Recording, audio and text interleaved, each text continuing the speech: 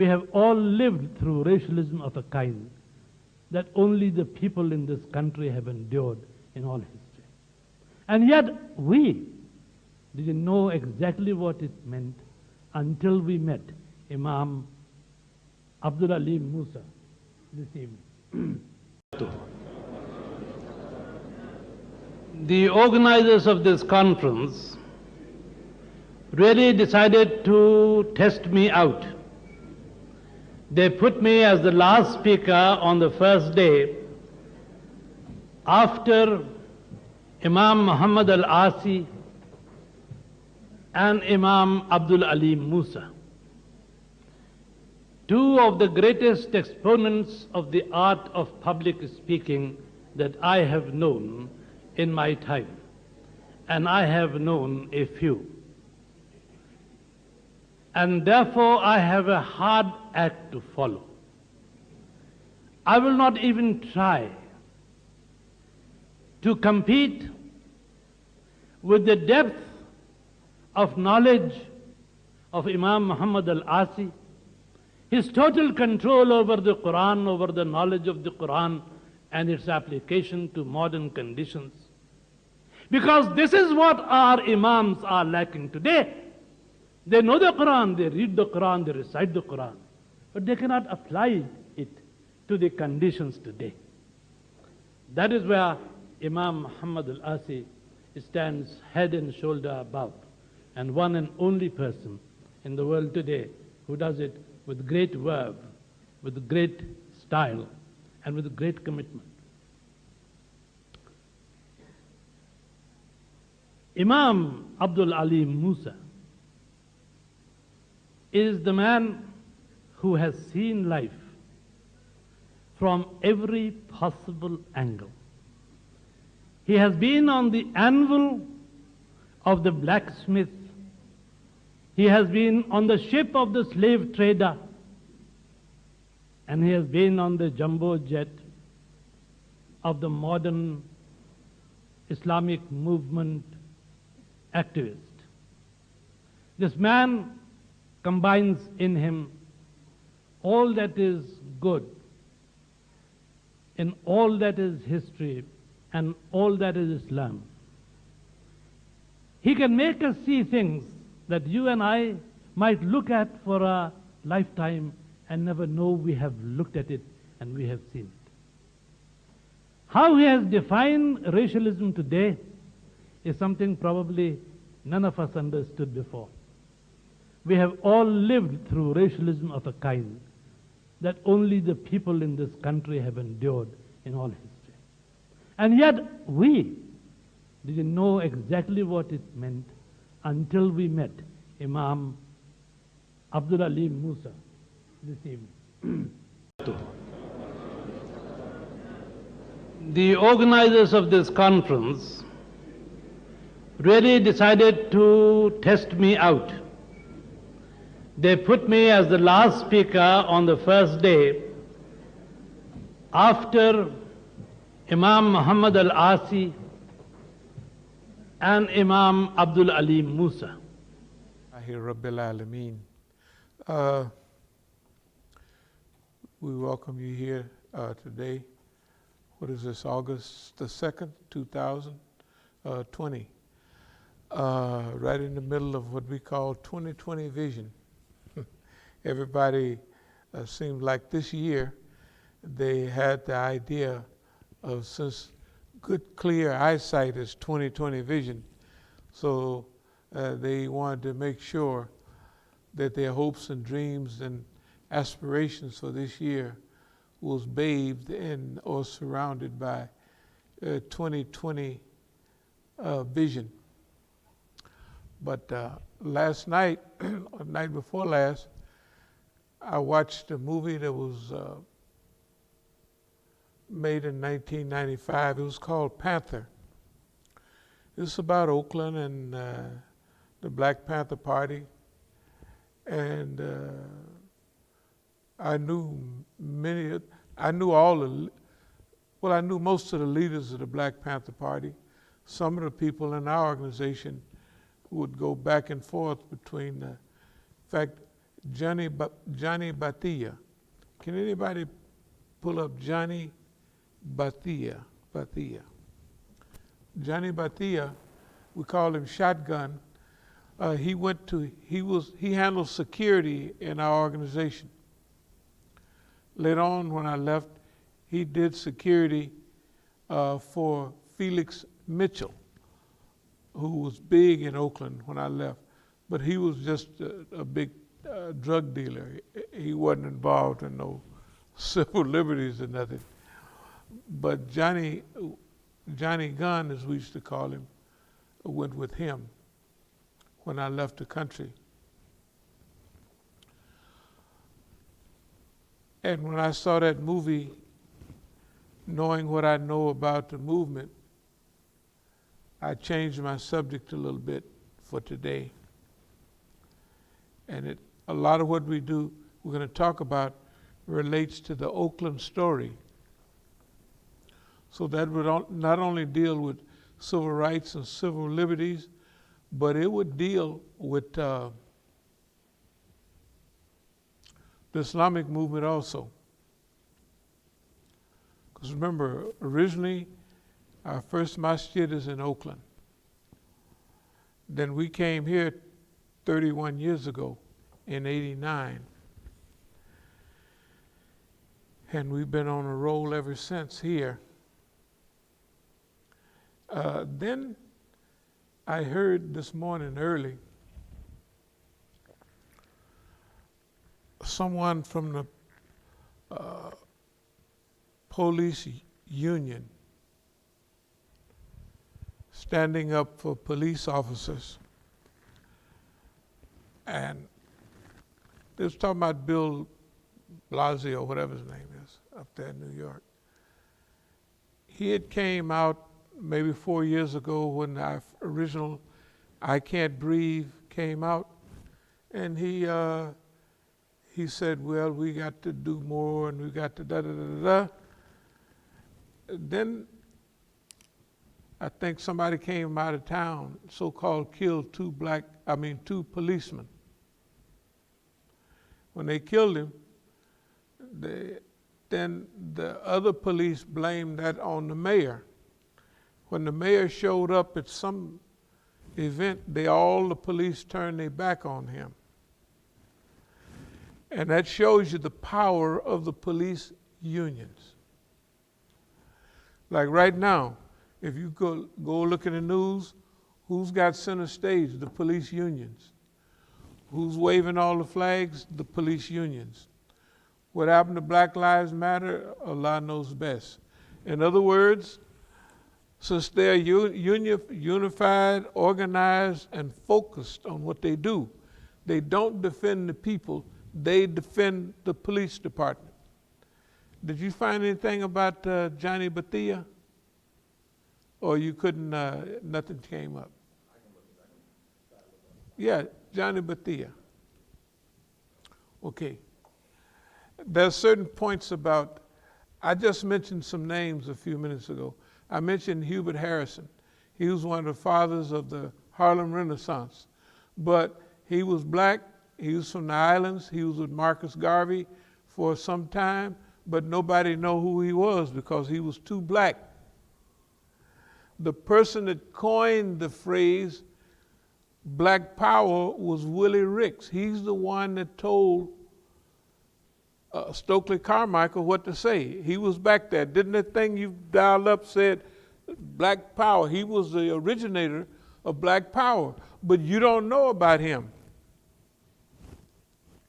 Hardly, people in the movement know about him, but other people are not aware because the press, very skillful at highlighting who they want because of ratings, because that's the kind of Negro they want. We had all the fanfare this week about John Lewis. John Lewis is a good man, but John Lewis forgave all the white people for beating him upside the head. He was a part of SNCC, But when SNCC changed with Stokely and with Kwame Ture and H. Rap Brown, Imam Jamil, to more an aggressive stance, John Lewis opposed them. And didn't the old ex-president say something about that yesterday or something at his funeral? Bill Clinton. He said that what the man. John Lewis is Stokely Carmichael was turning the movement in another direction, and John Lewis came back and prevailed. He said he prevailed. Okay, John Lewis got into Congress in '86 or something like that. Why? Because the attitude of everybody in the late '60s and '70s was all related to Imam Jamil's position, right? See, remember, it had moved from civil rights, black power, black liberation, right? And finally Islam. John Lewis knew what the FBI did to them and Martin Luther King. People have been writing letters to John Lewis and trying to contact him about Imam Jamil all the time. He forgave the white folks, but he didn't forgive Kwame Ture or Stokely Carmichael and H. Rap Brown. And they was right. The attitude that they have, that's why he couldn't have got in no Congress right at the end of the '60s or the early '70s, because the people wasn't there. You know, they moved right on past. They were still in a rebellious state, so those people had to pass, or that attitude had to pass. Even in the early '80s, they was talking about how integration was a mistake. If you were to read articles, I don't know if you, because we had black stores, black shops, we had a beautiful black community. Then when integration came, see, everybody lived in the community because they was black. So the lawyers, the salespeople, the teachers, everybody lived in the black community because they was black, right? When integration came, the so-called cream of the crop of the black people moved out into other neighborhoods temporarily. Then they had to keep moving and follow white folks. So John Lewis forgave the white folks. Now, they've been beating him upside the head all his life. I believe they knocked all the sense out of him. Because when Obama got elected, he said, I had an out-of-body experience. I said, nigga, you had an out-of-brain experience. I'm sure he didn't. He was with Hillary. Yeah, he was with Hillary.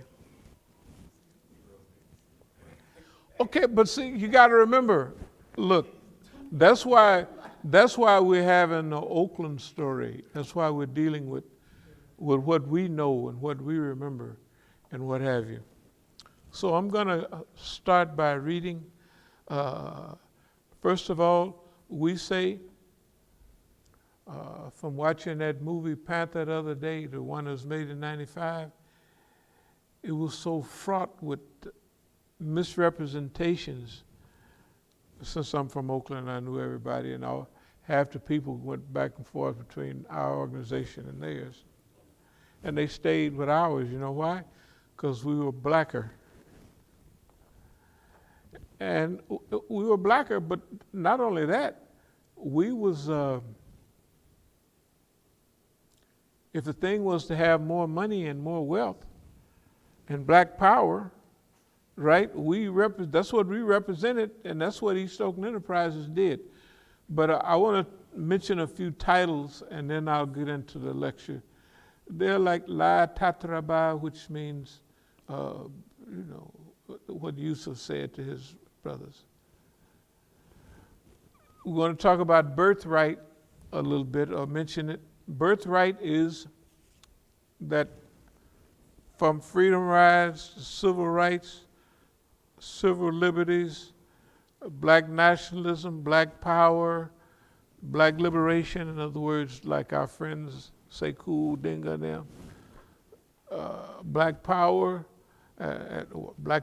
then black liberation, and then in Islam. So Islam, when we inherited Islam, when we became Muslims, we inherited those movements. The Islamic Party of those days, which was liberation movements. The Dar al-Islam movement, which was liberation movements. We inherited that. In the early years, in the early 80s and all that, and by the mid 80s, we were still on a roll, black people in Islam. But in the early years, even the immigrant community began to invite black people to speak. In fact, they offered me that job in 1981 at first, and I refused because they asked me, well, you hang around with those Iranians, and if you could just stay away from them. I told them I became a Muslim to worship Allah, not y'all. And if Iranians tell me to stay away from you, I'm going to tell them the same thing I'm telling you now. The reason I accepted Islam was to be part of the Ummah of Rasulullah, and everybody, Indians, Pakistanis, Arabs, Iranians, Malaysians, everybody is in this club. So they got rid of me. You know how your names is in lights flashing and you're the big, pretty soon, no more Imam Musa. By 82, no more lights, no more nothing, and they go up to New York and get the Brooklyn Imam. And there he goes. He's been singing the tune ever since. Then they got Mellow Yellow now. They got the whole crew that they got. Okay. But none of them was ever involved in any civil rights or civil liberties. I don't think that any of them ever been to jail. I go to jail every other week. Just for the heck of it. Right? They don't go, that's the way it goes. Strategic depth. Symptoms of empire in decline. Strategic brilliance. Strategic brilliance is something that's light and shiny, and it's executed very well, and you always outdo and outshine the people who are trying to oppress you. The great functional experiment, like we look at Oakland and DC as a laboratory of Islam. You can see that I always come with a lot of notes. I come with notes from notebooks. Why? Because we always said we're going to archive all of this. It's going to be like an archive. So no matter where you go, if you were to study our old As-Sabiqun, which we will have new As-Sabiquns, okay? If you were to go and we got lectures from back in the 70s on tape, CD, DVD, we got all that. So if you want to research the movement, you can go to our stuff. And it's kind of fixed where you can't get rid of all of it, You can't get rid of all of it. Somebody stumble into 3 or 4 DVDs. They'll have, you know how we're repetitive? Then they'll say, well, we got to get some more of that. So they'll stumble up on a couple of more. And they might stumble up on the whole show. That means they will have a history of black movement, a history of Islamic movement, a functional history, and then something else. You have to remember there is nobody alive right now that made those transitions. Okay, there's nobody alive that, let's say in Oakland, Black Panther Party here, and we're right here. All right. East Oakland Enterprises. was a black nationalist enterprise. Not only we owned tons of businesses, but we circulated the money in the black community. And this is what Malcolm was talking about. Circulating black money in the black community. You control what comes into your community, what goes around in your community, and when it goes out. That is the essence of black nationalism. That's what we did in Oakland. You could call anybody in Oakland and ask them, what was the heyday? They're going to give you usually a 5-year period, 68 to 71. During that period. That was the heyday of it, but it was going on before and a little bit after. But black people owned businesses. If black people needed a startup, if you had people that was managing in boxing, they could get a front where they could go get the Oakland Auditorium. And all they had to do was give back the money they put in, if they could. If not, so. True black nationalism. Now, the amount of young black people, see, before, in the old days, old gangsters controlled the black community.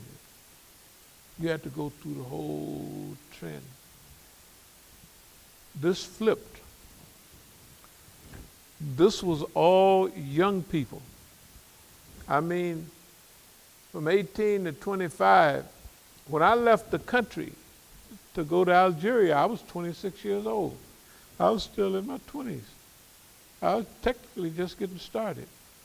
After controlling the biggest organization in Northern California and the most money, and it circulated in the community. And everybody drove Cadillacs that wanted to.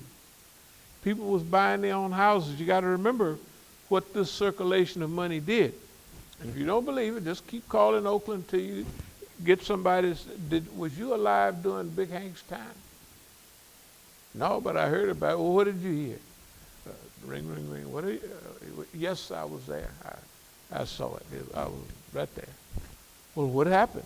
They're going to tell you more than what I'm saying, because since I was leading it, I have to be modest.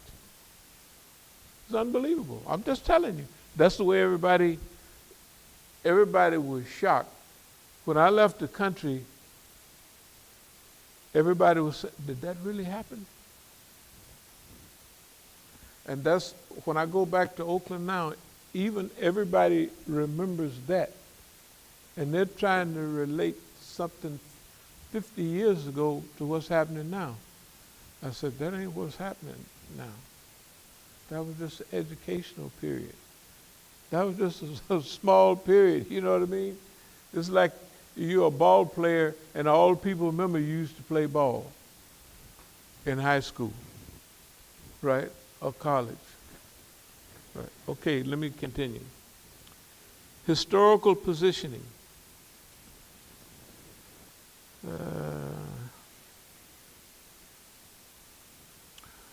We call it grand strategy. Ripple of hope. That's from RFK. He said every time somebody stands up for justice or truth, he gave this talk in, of all places, South Africa. He said a ripple of hope goes out. That means when we stand up, a ripple of hope goes out. Strategic leadership, strategic visionary, strategic imagination. Strategic imagination. Imagination is wonderful. That which should guide our direction should be our imagination, not our history. See, if your history is controlling your vision, then all you doing is remembering, I got hit up by the head by the white man, this happened. And you're very limited, right? But your vision, your hopes, your imagination, you have to imagine what kind of world do I, or we want to live in, right? Just let your imagination roll. Let it go. Because your imagination is yours. You can't let nobody else tell you what your imagination should be. Like in the old days, we would say, well, I want to be an airplane pilot. They would say, the white man ain't going to let you fly his airplane. I don't know if you remember that dialogue. Right. But it was common, though. You could imagine in my time, it was common. But you'll never go and find some white folks say, a white man saying, I want to be a space cadet, or, right. Nobody, they ain't going to say, well, the niggas ain't going to let you do that. You're not going to let you be an astronaut, right? But we said, clearly, they used to have an old saying, credit to the race, you know, so-and-so. I remember watching Hattie McDaniels in 1939 when she won the Academy Award for playing Mammy and Gone with the Wind. Now, when she was talking, I said, that lady is educated. That lady ain't no old mammy. And she said, I wanted to be a credit to the race. Because in the old days, that's what our people would say. I want to be a credit. Or the white man would tell you, Johnny, you're a credit to your race. And that made us feel good. Well, for the movement, see, we're reaching back. We want to be a credit to the Ummah. We do, right here. And to the race, too. Because when we refuse these people telling us what to do, we're a credit to the race. And we're a credit to Islam. Right? You got to think about it. See, the reason a lot of the stuff we do because of our history and what people think about us, what people thought about us, and what people approach us with. They just approach you with anything, right? Because they assume, you know, like I was talking the other day, I said when I was in South Africa, I was in Colombia. You know, I was at the gym, and I'm not a cocaine stuff, Colombia, you know.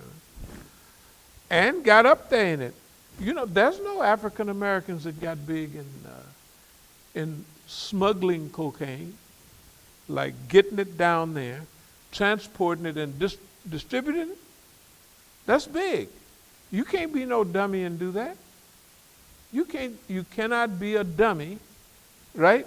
You have to have organizational skills, management skills to do that. So the brothers, they didn't mean no harm. Could you sing us a song? I said,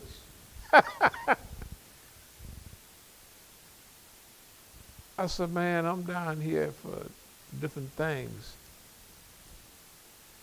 And when we left, you know, way we shake hands, the way they dap on, I just hit their hand one time. You didn't do it right. They did it different on Shaft. Shaft had just come out. They did it different on Shaft. That's what they was telling me, the Colombians. Anyway, the people no, perception management is serious. Okay, well, look at right now. The system draws a picture of us, and then they act off the picture of us that they drew. When I asked you about Hubert Harrison, no, I never heard of him. Harlem Renaissance, right? Willie Ricks, behind Black Power, standing right there telling Stokely Carmichael, say it, man. That's the way he was doing it. He wasn't just whispering, because Stokely was there. If you watch the thing, you could hear somebody, oh man, say it now, because they didn't agree that we're going to. changed the focus to black power. So Stokely is, he said, say it, man, black power. Then Stokely said, black power? He said, say it again. Then you watch when he's up there on stage, he's getting louder and louder. Black power, black power. He's saying it now, but Willie Ricks is the one. You don't know about nothing about it, really. He's in the Hall of Fame, something other. What is all this stuff he's in? All of that stuff. But don't nobody know nothing about him. Yeah, that's a homeboy. I know. I'm just telling you. No. Willie Ricks is from down in Dixie somewhere, I think. But, well, you knew about him because,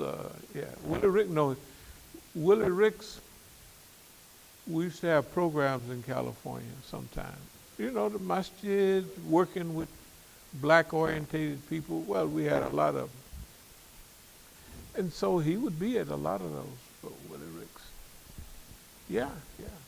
But anyway, no. So, perception management.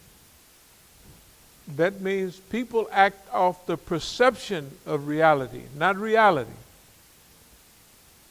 Right? That's why people have been coming over here from Iran and everywhere trying to convince me of what the Black Lives Matter means. And I told the guy last week or a week before, I said, when you tell the people, you got to tell them, you got to have courage. That's what I told the brother. You got to have courage to tell them, because even when I watch the news now from Iran, they want to give the impression that there's such a powerful movement still going on. No, they're saying. They show a little bit about Portland. The statues have been taken down. And they said, what about the statues? Is that a new? I said, ain't nothing new. I said, I told you what they're going to do. They already doing it. And then the government is so dirty, you know, like the two police that was killed during de Blasio's time when they, the first Black Lives, I Can't Breathe. You don't know who killed them police. We don't accept what they say, right? We got to go protect. I don't know who, and we don't know who those people are burning down the federal building in Oregon. We have no idea. But we have, our senses tell us that whatever they doing there, that ain't right. The system is doing that to get what they want out of it. It's like every time they said, well, we're going to get a bombing, they get a bombing. Oh, there's terrorists somewhere, right? Boom, there's a terrorist. These people are lucky. Ain't nobody that lucky that every time, we need a Patriot Act, and then they get just what they want. That's a bunch of jive. That's perception management. Drawing a picture of reality, and the people act off of the reality. And off the perception. Okay, Ripple, strategic visionary, strategic leadership, strategic imagination, Star Trekism. That's going beyond where anybody else have gone. As you'll see as we get into this, that's where we headed right now.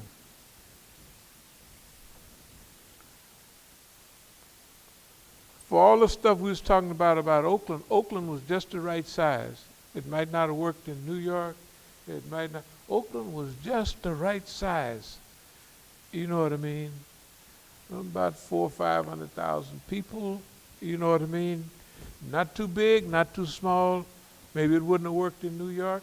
Might not have worked in Chicago. But Oakland was just right. That's why the Panthers jumped off. It was just right. The Bay Area was a hotbed of intellectualism, revolutionary realities was floating all San Francisco. Remember we were talking about the white kids last? San Francisco. You go to San Francisco, wear some flowers in your hair. UC Berkeley. They started first, 64, Mario Savio, the free speech movement. by 65, 66, 67, Berkeley was rolling. You see? Okay. And Oakland, they had People's Park over there in Berkeley. Now it's just a lot of, anyway, Oakland was just right. All of those places right there, real close. Well, Oakland's here, Berkeley's right there, so that's no problem. San Francisco, you just go across the bridge. San Francisco was different then. All those places were different then. They were full of hope and optimism. San Francisco, it was the white kids over there. Oakland, it was the black people, right? And Berkeley, it was both mixed, you know. So, optimists. Need for world-class movement. Spiritual jihad. So in Oakland, we declared spiritual jihad quite some time ago. Domesticated the system. When we get to talking, and we might be here for a minute today, no, we've domesticated the system. We have to understand. And when you hear what we say, you've already heard that we have already domesticated the system. Like you domesticate a cow, you domesticate a horse, you ride the horse, you use the horse, right? You can domesticate the system. You're going to have to take your time, though. It's going to take a long time. You're going to have to wade through a lot of mud. You're going to have, when they talk about patience, you're going to have the patience of Job, as white folks say. You're going to have patience, right? You can't just jump up and, oh, I don't like this. You know, we was talking about one of our friends this morning. A very good man, just didn't have that part of it. You know, that part, that's just one piece missing. And boss man gonna study which piece you missing. He don't care about, oh, he got big muscles, oh, he look good, or they're gonna say, what's the problem with him? Where is he weak at, right? So he got a, not an up-to-date streak, but he's got a, you gotta respect me streak, you know what I mean? You know, high strung. And if you're not careful with that, they're going to use that. They're going to use whatever they can. They don't care about what they use, long as they get you. So you have to have time and you have to have a real focus on what you're doing. And when you come out doing what we're talking about today, you're going to have went through tons of study, of changes, and you will have to have practiced hundreds of hours of love, compassion, patience, gratefulness, right? Optimism, humor. You're going to have, those are things, that's why we said our arsenal, you go to our weapons are not of the physical kind. Our weapons are things like humor, optimism, and kindness. That's our arsenal. When you go, you're going to grab you a handful of love and compassion and friendliness. If you want a billy club, you have to join somebody else's organization, because billy clubism is out for doing what we're talking about doing. Not what we're talking, we have already done that. Everything we're talking about today, we have proved it many times over. It's good, it's workable, it has worked, and for us to execute this thing on a higher level is all encompassing. It takes in humanity, you know, because we're humanitarians. Simple as that. The evolution, if you see somebody now as smart as the way the world is operating, if they're still frozen in black nationalism, they're technically crazy. It's simple. Well, solve the black problem. Good. You're still either going to drown, you're going to melt, you're going to get burned up in a fire, the world. And I'm not paranoid, but I get uncomfortable sometimes listening to that radio, especially early in the morning when they roll out them facts. Somewhere else is on fire right now. I forget where. Oh my goodness, the Amazon scare me to death. The lungs of the world and the Congo. See, those are the two. Africa and South America are the lungs of the world. And it's getting hotter.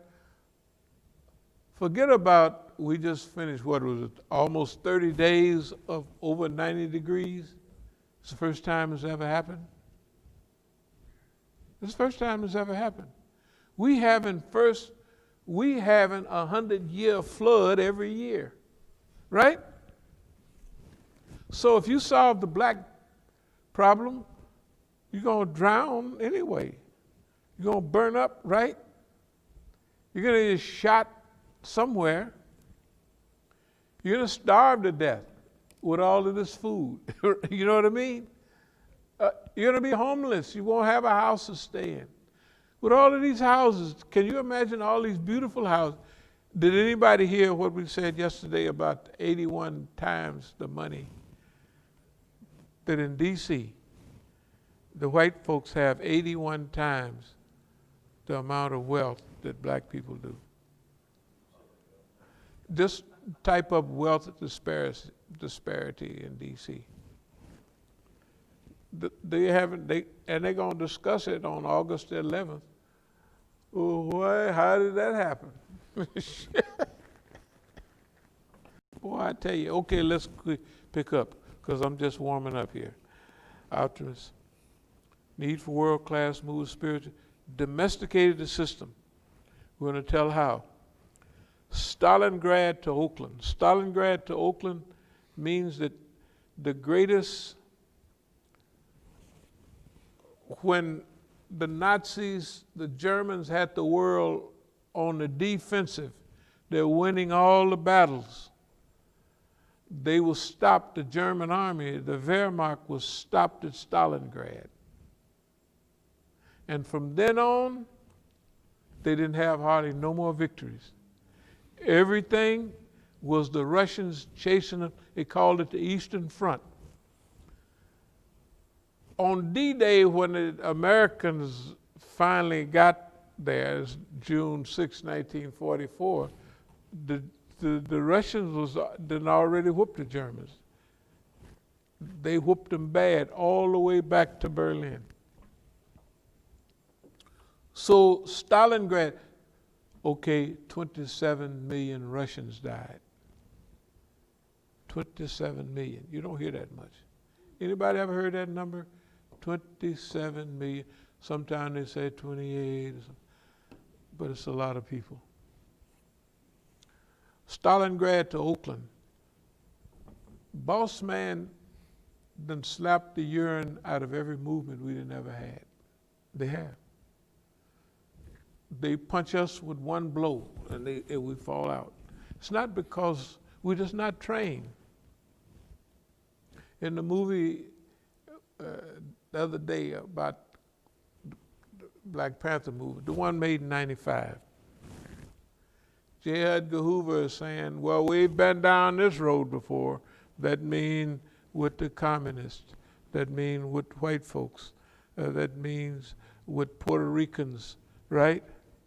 They pulled out of the drawer the same old stuff they used on everybody. And the Black Panther Party, it happened so fast, they didn't hardly know. Because remember, technically the Black Panther Party started in 1966. By 1971, it was a shell. Huey Newton was not robbing stores, but what is it when you demand money from the store on extorting? Yeah. It was sad. And he had all them Negroes from the penitentiary. Remember, he did a little time in jail. He was supposed to go to CMC East or West and revolutionize the people, but the police sent all them Negroes there to brainwash him, and they brainwashed him about pimping holes, slamming Cadillac doors, and them niggas was driving all them brohams up and down the dormitory. You know how they talk, and you would think all them Negroes was rich, and they ran Huey crazy. When he came out, he was staying down at the Lakeshore Hotel. At the Lakeshore Apartments. This is a 26-story, he lived on the top floor. In those days, it cost $650 a month. That's when the average place called was $100, you know. No, wall 2-bedroom, wall-to-wall carpet, brand new place, $110 in those days. Yeah, but that's imagine how much that place up there. Jane Fonda and them was coming, and he brought all them low-level gangsters. And there's rumors that people was found in their trunk, and they over to San Francisco airport. He was a dope dealer, friend of mine, you know. Well, one of my partners, I don't want to tell it all, but I'm going to tell it. Diamond Jim, look here. Huey tried to pressure one of the Diamond's friends that was kind of handling a little something for him. So Diamond, he strapped on 2 44s, you know, like the cowboys used to do, and tied them down. You know, this must have been 72, 73, put on his maxi coat, knocked on Huey's door, knock, knock, knock. Huey answered the door, he stepped back. It's just like, what's his name? What's that, The Good, the Bad, the Ugly? Popped back his poncho, like he popped back his stuff. I guess he watched a lot of movies. But he was bad with, hey man, he said, what's happening? No, man, no, it ain't nothing like that. So I just wanted to see what's going on. So Huey might have killed a little girl, 17. He might have beat up, when he had his guards with him, beat up people in nightclubs and all that. That's what he shrunk to. And then he became a dope fiend. He died over a crack deal in Oakland. Simple as that. Just what, one thing on that thing was true. You see the way they type across it, tat, tat, tat, tat, tat, tat. 1968. That's when, I don't know if anybody saw that movie, but 68 is a year they're supposed to flood the black community with heroin. They did. How did I know? Sometime I would drive over to San Francisco. In Oakland, you couldn't deal no heroin. You couldn't get away with it but a week or two, a few days, the vice would wear you out. You could deal crank, you could deal smoke, you could deal all that, but you couldn't deal no heroin in Oakland, period. All the dope fiends I know, some of them were very good friends of mine. Sometime I'd ride with them over. We'd go over to San Francisco to the Manor Plaza Hotel. All y'all from San Francisco remember the Fillmore District. Manor Plaza Hotel. Go look it up. Of course, it ain't that now. But anyway, and they would get heroin twice a day. They'd steal all day. You know, first they'd go over in the morning, then they'd steal all day. Then they sell what they stole, then they go back. Or if they got lucky and had enough money, they'd get enough so they could have some that night and some the next morning. After 68, they didn't have to go over there anymore. Oakland was a spot. Oakland, little old Oakland, 400,000 people. Is a center of heroin distribution, almost equaling LA. Oakland is 54 square miles, and LA is 457 square miles. It's like a country, LA. You see LA is just big spread out joint. When I first went to LA a lot, your best friend might live 20 miles away from you.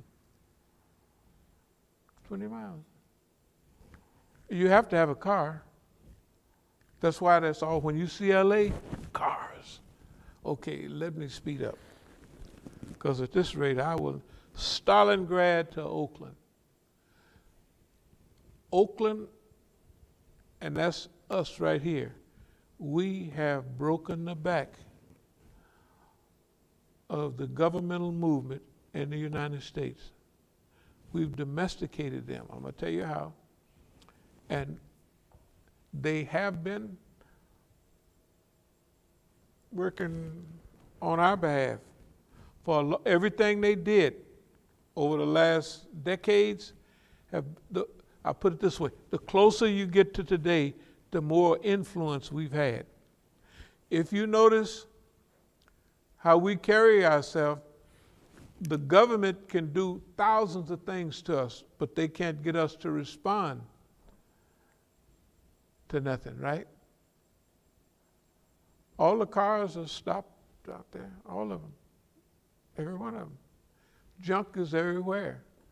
Okay, we'll deal with it tomorrow. We wasn't dealing with it right now when we're doing something, right? And if we have to, we just take a walk like we did years ago. Just walk where we need to go. Yeah, that ain't no big deal. Just walk, catch the subway. All you got to do is be focused on what you're doing. That's the difference now. We'll talk about that in a minute. East Oakland, global redesign for the 21st century. Write the history, write your story, write the book you want to read. Okay. What we've already done is already written. It's written. That's what we say. We're going to archive, right? That means we're going to archive this boy. We're going to chronicle, right? I mean, we're going to be, right? Why are we going to do that? So we can teach, so we can train, so we can educate. So we have the archives here where you can go find the information. We have the chronicling here where you notice every time you see something, you see all these papers that I have taken from some notebooks. Archives, you know. Okay, so now let's basically what we're going to be doing right now is when we talk about project management, that means that we're like in the morning when we get up, no later than Tuesday morning, because we might do another program tomorrow, but we just say, let us know. All work will be focused. For instance, when we get up, it'll be like before. It's not that we've been drifting. We've been catching blows. First, we was like a punching bag. We said, hanging out there, it just hit any kind of way we want. That's the way it was for 10 years. And you know how good people look when they hit in the bag. They look, boy, that boy can throw. But the bag don't hit back, right? So he look real good hitting that bag. Let's say for the last several years, we've been catching blows. Catching blows. In other words, we've been deflecting them, we've been stopping them, and some hit. And when they hit in a way that's not harmful. Even when we physically attack. On the 4th of November, which happens to be Marg Bag Amrika Day, that's the day they took over the embassy in Iran. That's why when I told the brothers, when we was doing those things, last month. Imam Musa, we got something to tell you about that. That was us. I said, oh, tell me about it when I see you next time. So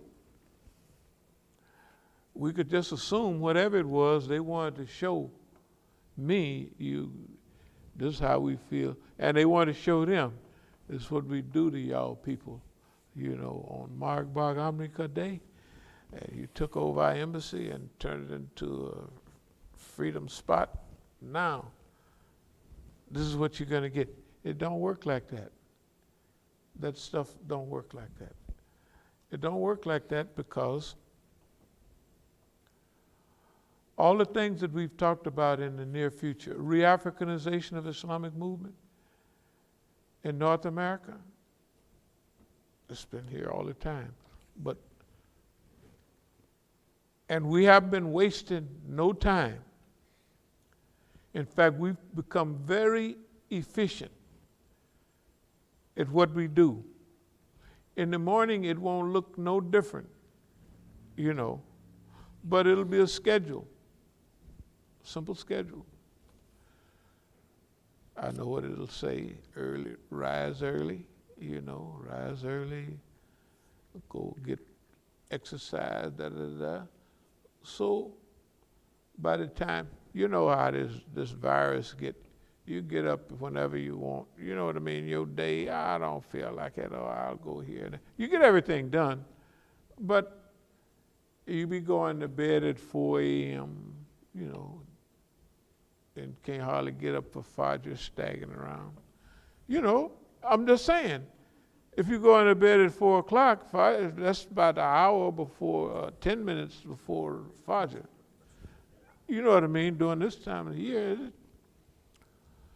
Re-Africanization of Islamic movement in North America. That's our duty, that's our responsibility. We inherited this mission. The immigrants didn't inherit it. It's not we're going to take it back, but we're going to have this position. And we're going to explain to them who they are. And we're going to explain why they're not qualified to lead the movement, because they've overlooked everything.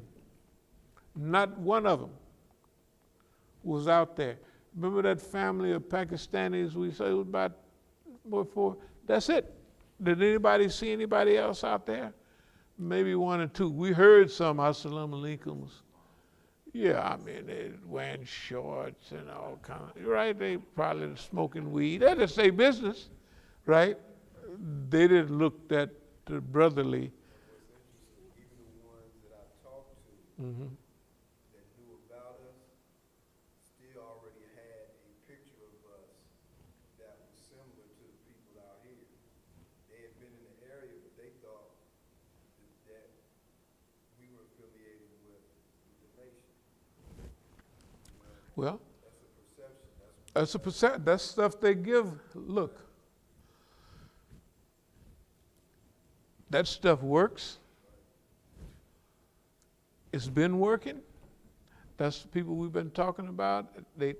Whoever heard of Hubert Harrison, whoever heard of Willie Ricks, you know what I mean? 10 people have. They know. Man, that's down. Okay?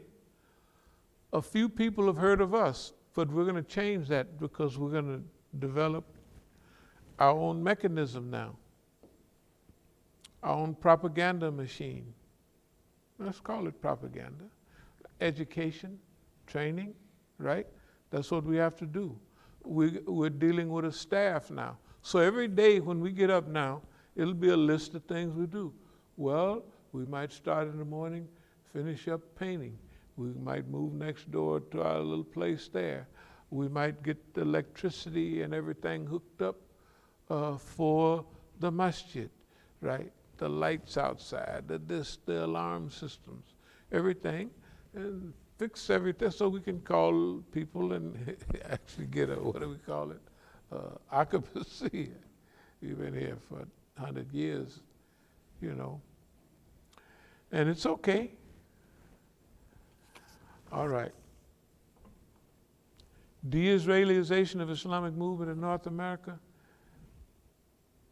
If y'all, can you see that sign right there? Or anybody? That Burns Mukhtar, when he tore down the sign, that's the first sign he tore down right there. Right. Islamic Institute for Counter-Zionist American Psychological Warfare. The sign was at, look, I would just watch people. We didn't have to do nothing. All we do, we got the sign. They'd be driving by, they'd slow down. Some would park on up and they would look. And they would be thinking, what the hell does that mean? The Islamic Institute for Counter-Zionist American Psychological Warfare. Now, but you ought to see though, you got to remember, when we had a couple of programs here, right? All we had to do is pass out the flyer. Here it wasn't no open Zionists, but over there, shoot, the Zionists rolled in. You could read it up on it. They got Imam Musa, radicals try to do this, that, and another. They write about it. Okay, that was brilliant. That's strategic brilliance. Why? They have 300, Steve Emerson, Daniel Pipes and them on their websites in those days. They had 300,000 people and all this and that. And we couldn't get on their stuff. But when we put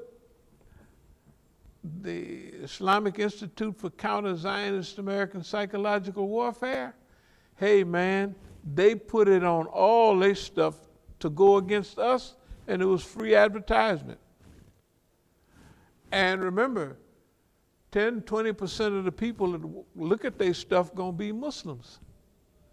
They say, yeah, man, that's deep there. It's free. That's psychological guerrilla warfare. It's the same thing we said in those days. It's like going up to the police and telling them, hey man, pull your gun out. You pull his gun out, put it up to your head, pop, pull the trigger, and he do it. That's what they did. We told them, hey, psychological guerrilla, Islamic Institute, psychological guerrilla warfare. What do you think? They start hollering, right? Hey man, that was a big deal. And then they sold the building. We'll get it back. Don't worry about it. Don't worry about the stuff in Oakland. During this stage, we're immediately going to hire propaganda, a legal operation to pursue all the stuff we said. Don't worry about it, we're going to get it back.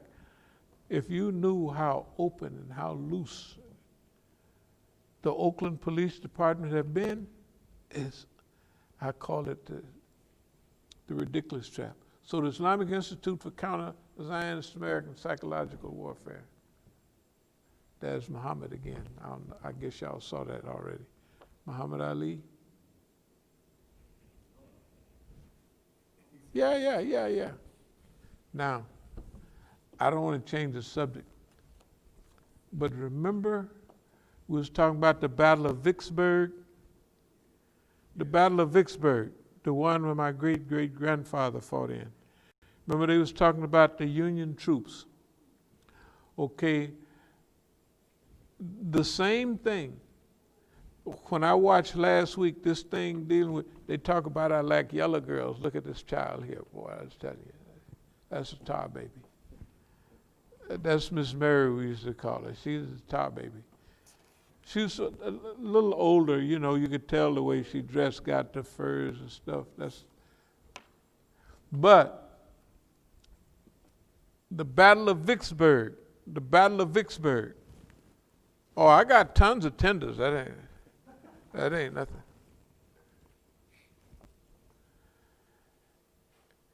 And I was so popular that the people, this is Spook over here, this is a Mexican lady, that people at the clubs, they would just, you know, like if so-and-so is there, will you take a picture with me and what have you? So yeah, I'm all looking all up at there. But anyway, this is important. The Battle of Vicksburg. The Battle of Vicksburg, exactly what my father said is exactly what happened. I saw it I was sitting right there on TV watching it, look at Grant. You know that they have a history program. You know the History Channel on U.S. Grant. And the second one, the first or the second one, talks about his first big win was Vicksburg, Mississippi, because that's when they cut off the Mississippi River traffic to Southern forces. And exactly, I had remembered, our people was involved in it, but I didn't remember the details till my great nephew come wanting to do the program.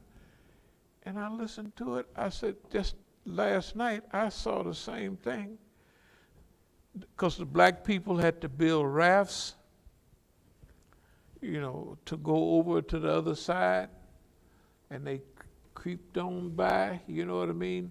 So many of them was martyred and killed.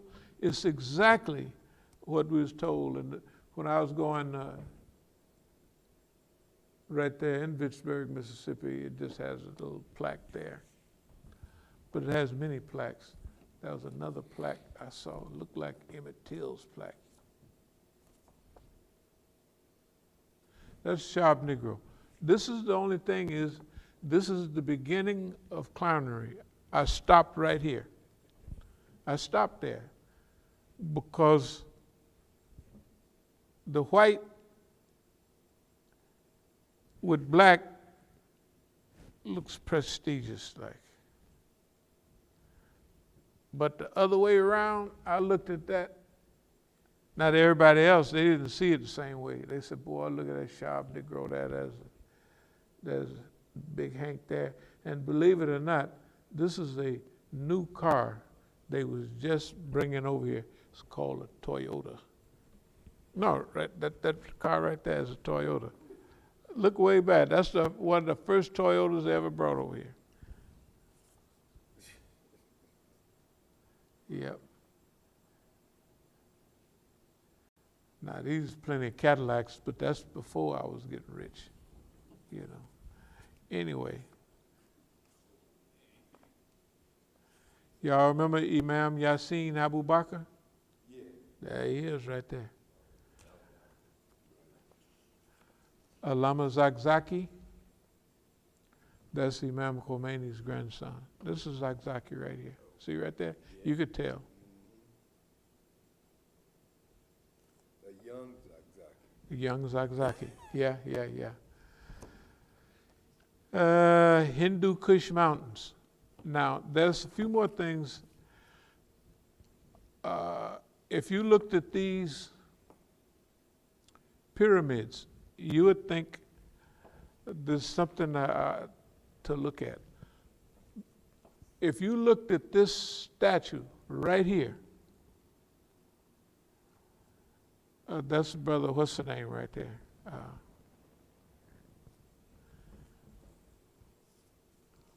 Okay, now, if you look at that statue, you would think that's Egypt, right? It's not Egypt, it's Sudan. This is the royal city. Civilization didn't go up the Nile, it went down the Nile.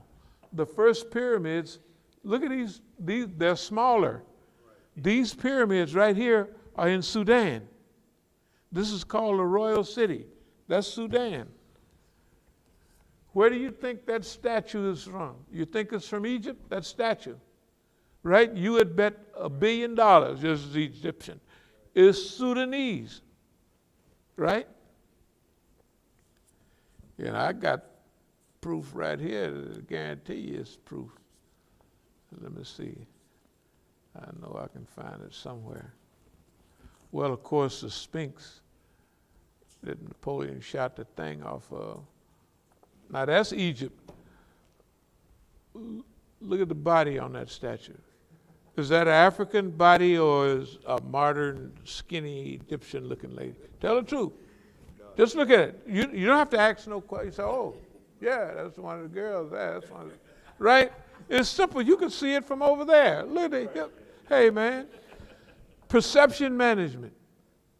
They got us believing civilization went up the Nile from Egypt to Sudan, other way around.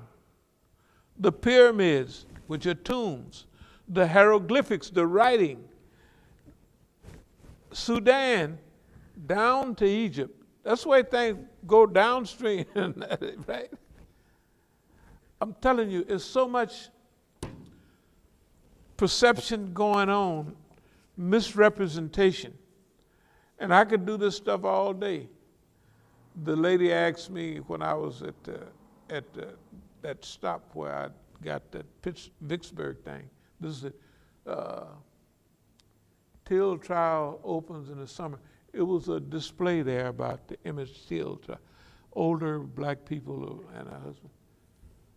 So they asked me, now I'm getting ready to cross the river into Arkansas. I'm in Mississippi. So they said, do you know about this trial? I said, yes, ma'am. I said, I'm right across the river. I said, we got shoes when we started school. All of us, talking about our age, I said, we was barefooted. It wasn't we barefooted till we started school. We was. Can you imagine how the Negro feel? 15 years before, he's barefooted, and he got mink-covered cars. I mean, good God Almighty. The thing is unbelievable. Right? So when people tell me about how great America is and you need more money, I tell them, well, I was fortunate. I got all of that. I got all of that. Color-coded dressing, all of that stuff. But the point is, none of it is like this. And you have to realize, you have to give thanks to Allah for allowing you the opportunity to deal with all this stuff. This is all 100 years ago, or most of it, long time ago. And we didn't have, from then up to now, to study trial and error. Let's try this and see what happens. Now at first, we were like victims of the society, just like Malcolm and King were. They were victims of it. Yeah, you're victims of America. It's true at first. But we're not victims now. They're still doing the same dumb stuff. But do it seem like we're victims of them? No, we're not victims because we didn't have time. That's why, look, dear believers, that thing about longevity is really important. It's not because you want to live a long time, but you don't get time to check things out. You know what I mean? They killed all our heroes right away. Why do you think we're so firm about this stuff? They've been doing it all along. They did it to our parents and grandparents and all of that. So it's all right. That's why we don't bat no eye. When I was over at the hospital, what's the only thing I said? I had all them stitches in my head. I probably looked pitiful. I know I look this. Optimism, right? That's all I couldn't say nothing else. I didn't know nothing else. I couldn't have said cheeseburger if you would have, right? Maybe if you would have showed me a picture of one, I'd have thought of what I said. Shit, what the hell is that thing? No, that's what they did. But here we are. Who's the ones acting crazy? They are. Why do they call here? You think I don't want them to call? I'll leave the phone on. They can call all they want. And what do they sound like? Stupid people. You wouldn't waste any time trying to figure out why they call you, or they would win. So you said, call. I just want everybody to hear it, and that's why I push the button. What do you have to say? Oh, you da da da da. Well, that's enough. Oop. Because we're not a victim anymore. Now we're the predator. You have to understand where we are. We're the predator of them. We stalking them. They're not stalking us. Either it's true or we're crazy. You can figure it out yourself. I'm not going to convince nobody. All I'm telling you is this is where we are right this minute.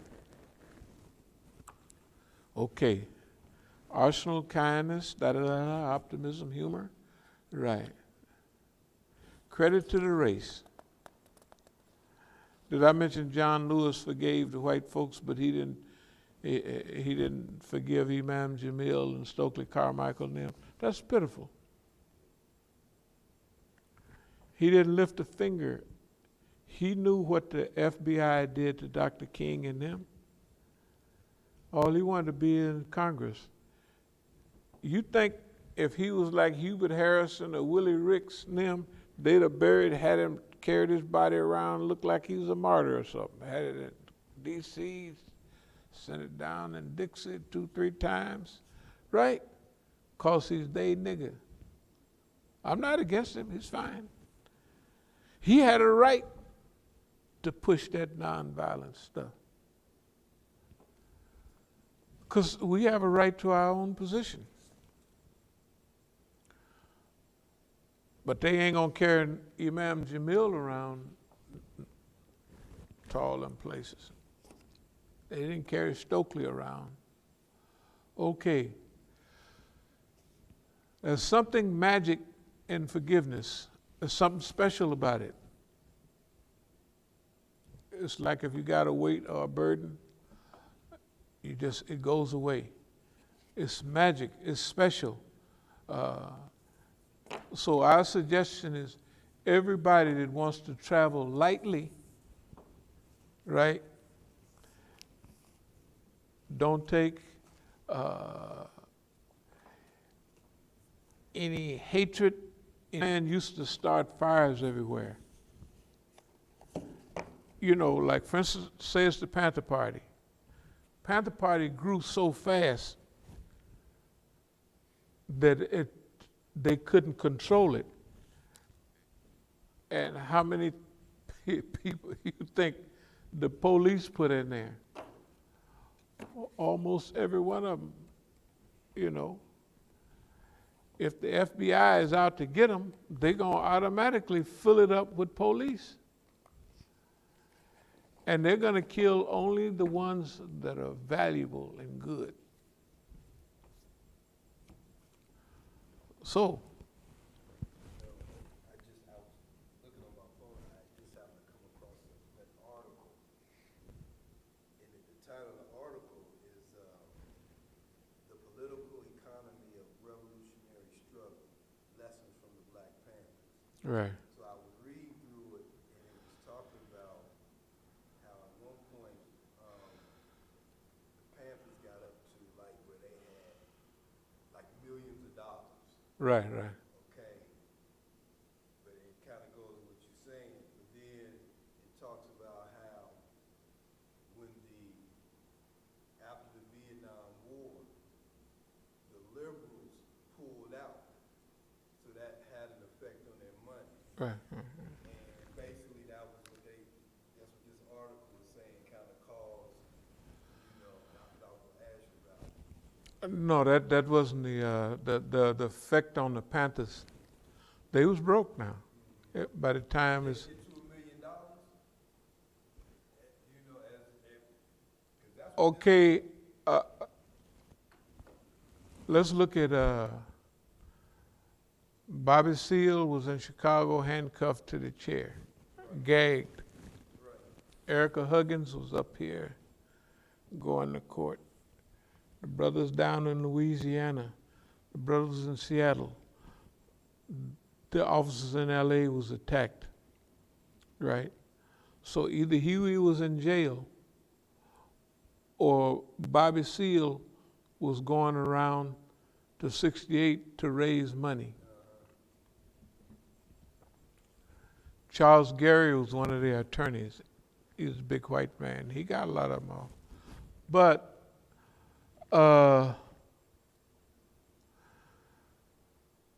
the distribution of the newspapers got up to way, I mean, it was like several 100,000.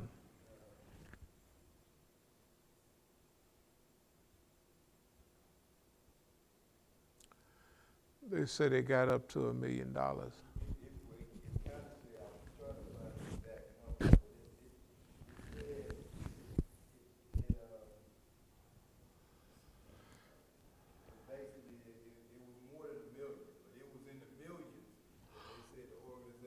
Okay, here's,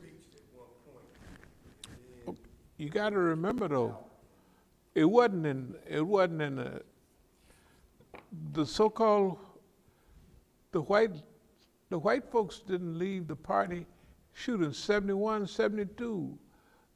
Jane Fonda and them was still visiting Huey. What's the Godfather? Marlon Brando and all of them. All of them was, they had a whole crew. They had a whole crew that was, it wouldn't be impossible for them to have that amount of money. The only thing is it was going everywhere. Yes. Did the Nation of Islam help? Absolutely not. No. No, no, no. You go to anywhere you go right now, go ask. Say I'm doing a little bad. I gotta pay some rent. Well, we can't we gotta build a nation. Not only did they have money, but I could tell you some of the people that made sure they had money. How much? It's talking about how,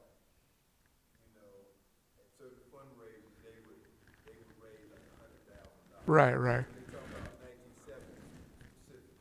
1970. That's possible. Yeah. January 1970 saw $100,000 raised from small donations. That year, the Panthers had a budget of $1.2 million. A budget. Okay, but remember the budget. Remember the officers they got? Right. $1 million for all them officers? Right. We had a budget that big in Oakland for this one city. Yeah, we circulated that much money around. That's why it diffs. You got to call Oakland to hear about it. I'm telling you, Oakland was a budget. They got New York. They got, man. This is what made things. The Black Panther Party was an idea whose time has come. But they couldn't send no trained people to no place. The place was growing so fast. People would pop up and they would come to Oakland and say, we from Jersey, we from so-and-so, we want a 10-point program. They give them a 10-point program. This is the problem. They were all Negroes with a little semi-consciousness. They got the 10-point program. They didn't get any time to deal with tazkiyah bil-nafs, purification of the self. So they ran the girls all around in a circle trying to have sex all day. That's what Pete told me about Algeria.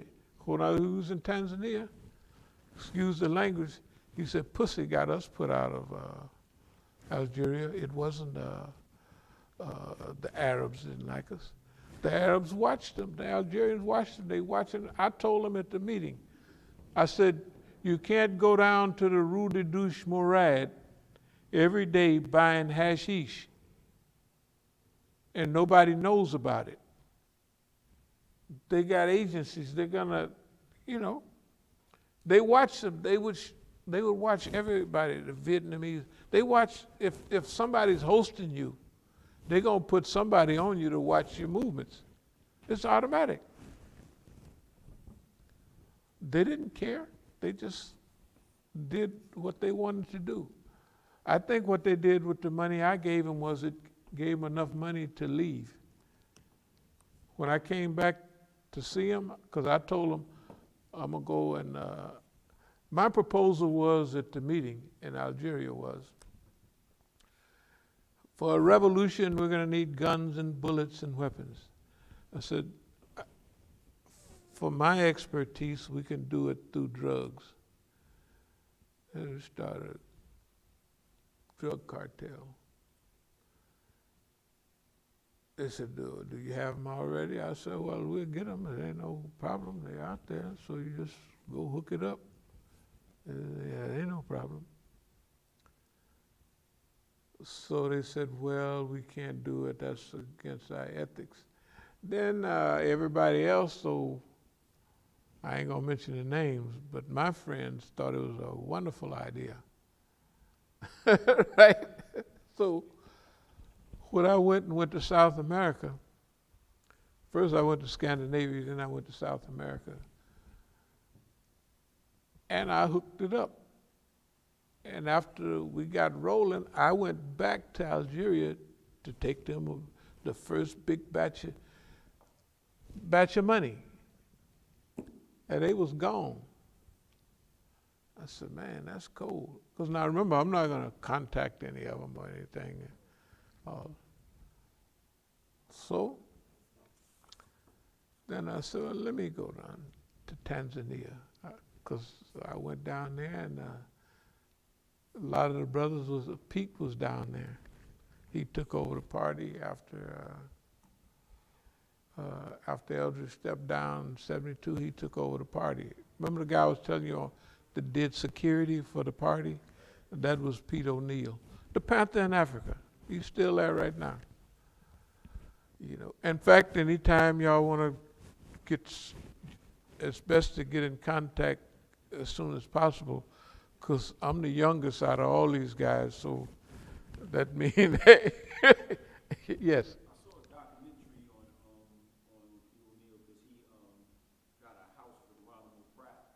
But Geronimo went over there to live. I think. No, Geronimo died over there. Geronimo married Eldridge Cleaver's daughter. Yeah, I saw. And yeah. Well, no, Pete O'Neill is a good friend of mine. But Geronimo looked real healthy, though. He looked kind of healthy. He could have got some African stuff. But actually, they're up at near Kilimanjaro. They're 14,000 feet up. Arusha, where Pete is 14,000. In other words, it's good weather up there. Nice and cool at night. It's not like the tropics. Dar es Salaam is in the tropics. It's burning up, hot. Snakes everywhere, all kind of everything running around. No, in those days you could be driving down the road and you see them giraffe walking by. You know, that's the way it was in those days. You know, it was, you didn't have to go on safari. If you left town, you was on a safari. No, all of those Ngorongoro crater, Noradato crater, you know, all the animals just living. It's just like almost, it's like on a movie. Yeah, it's just wonderful. But anyway, Pete was in East Africa, and he told me what happened up there. And it's a long story. But anyway, we'll get to some of that in a minute. Let's see. So, J. Edgar Hoover did his job on the Panthers. I feel like we have a special mission. In fact, I'm certain of it. That our job was to absorb and learn, archive and chronicle and teach and train and educate and show people physically what can be done. That's what we're doing right now. So We don't say we start to work tomorrow, but starting, we say this all the time, but it's been started a long time ago. But here's what we do. We just have a regular schedule, programmed work. We maybe start at the house. We'll assign or delegate somebody to that white car out there, somebody to the white car around there. You know, it is strange that your cars all just stop when they ran like watches. You remember how the car run? It just run like a nice little watch, you know, and then but it don't run like that now, you know. But all you got to do, if you know cars, just turn the little thing. I won't know what it is unless you turned it. Nobody can actually find out. The FBI and all them, they got so many mechanics, they can turn something. It won't show up on the machine. It won't do nothing. Some of the cars I have, the cars will be running hot, but the gauge won't say hot. Because if it say hot, you pull over it, check the liquids and everything. Every car blew up on the highway, and what's her name knew it right down there at Forestville Auto. He hasn't even answered the thing yet. But, huh? Okay. Here's the way we see ourselves. The last of the old-time Negroes. See, we come in at the end of Reconstruction. If my father was born in 1900, if my aunt was born in 1898, just imagine, you could hear on the thing when I was talking to my nephew, I said, did you know Aunt Dell? He said, yeah, I stayed with Aunt Dell. I said, Aunt Dell is the one that has the bayonet of my great-grandfather, and, you know, from the Civil War, and his release papers. And we have to get that. But my aunt had them, and she passed away some years ago. Can you imagine having relatives that you know every day, born in 1898 and stuff like that? And you know them all your life. Well, my family gets old, but she didn't die but some years ago, 30 something. When I used to travel around the country, I used to stop in St. Louis and see her. That was in the 80s. Yeah, okay. She was about 90 years old then. I think the last time I saw her, she was 91. Anyway. Okay. So why do we not buckle and accept the little whatever they have to offer? Because the other people do not see their parents and their grandparents and their contribution. To them, it's intellectualism. You know what I mean? But see, if you was born in the country, you can remember what it looked like. So if you born in 1945, you might as well have been born in 1900 because it looked the same, right? Or you could have been born, the process was the same. See, 1900, when my father was born, that's right at the end of Reconstruction. Right at the end of Reconstruction. So all the attitudes, all that stuff is in play. And so if you can really feel, and it don't happen to a lot of people, but if you could feel the history of your people, I guess maybe too many people don't have it. That's their problem. But I have it. I can feel it. You know what I mean? And I would talk to the older people, my father included, all of them. And I would get the feel of their attitude. And one of the things we do, we say it all the time, we've used the combination on them of stuff the FBI don't know nothing about. Those old Negroes from those days, they don't know. You can use it. So I have to tell them half the time. You probably see me do it. I said, boss man, I just did this, I just did that. Well, it's no problem, because that's what they would do in those days. And it's all simple, but it's effective, right? So our feeling here is that As-Sabiqun is a great step in the movement. I feel like the part that we're playing here in America, that don't worry, all the propaganda, all the movie makings, right? All the fixing our properties around here, all of that comes in the next stage, the first part of the next stage. That means soon. So every day we get up, we're going to be doing some of that. It don't make no difference how long it takes, long as you do something every day of that focused work. See, we've been taking it easy. Why? There's no sense, if they're going to take your property in California, if they're going to do all of that, let them take it. Why? It's a base area. In revolutionary studies, what is it? If you're being attacked and you have base areas, suppose they got overwhelming power on you in base number one. What do? You're going to stand there and fight them and lose everything? No. You just wave bye-bye. Hey, you wanted your base area, you got it. So if you have a masjid in San Diego, they're going to take it. You can't stop them. That's what we learned from the 60s. They call it starting fires. The white man would go to this place for the Panthers, that place, and he would start fire. He'd start trouble. And they would focus on solving that problem. Not us. You ain't seen us run nowhere. Well, Sacramento, well, you could have it. No big deal, right? We ain't lost no sleep of it.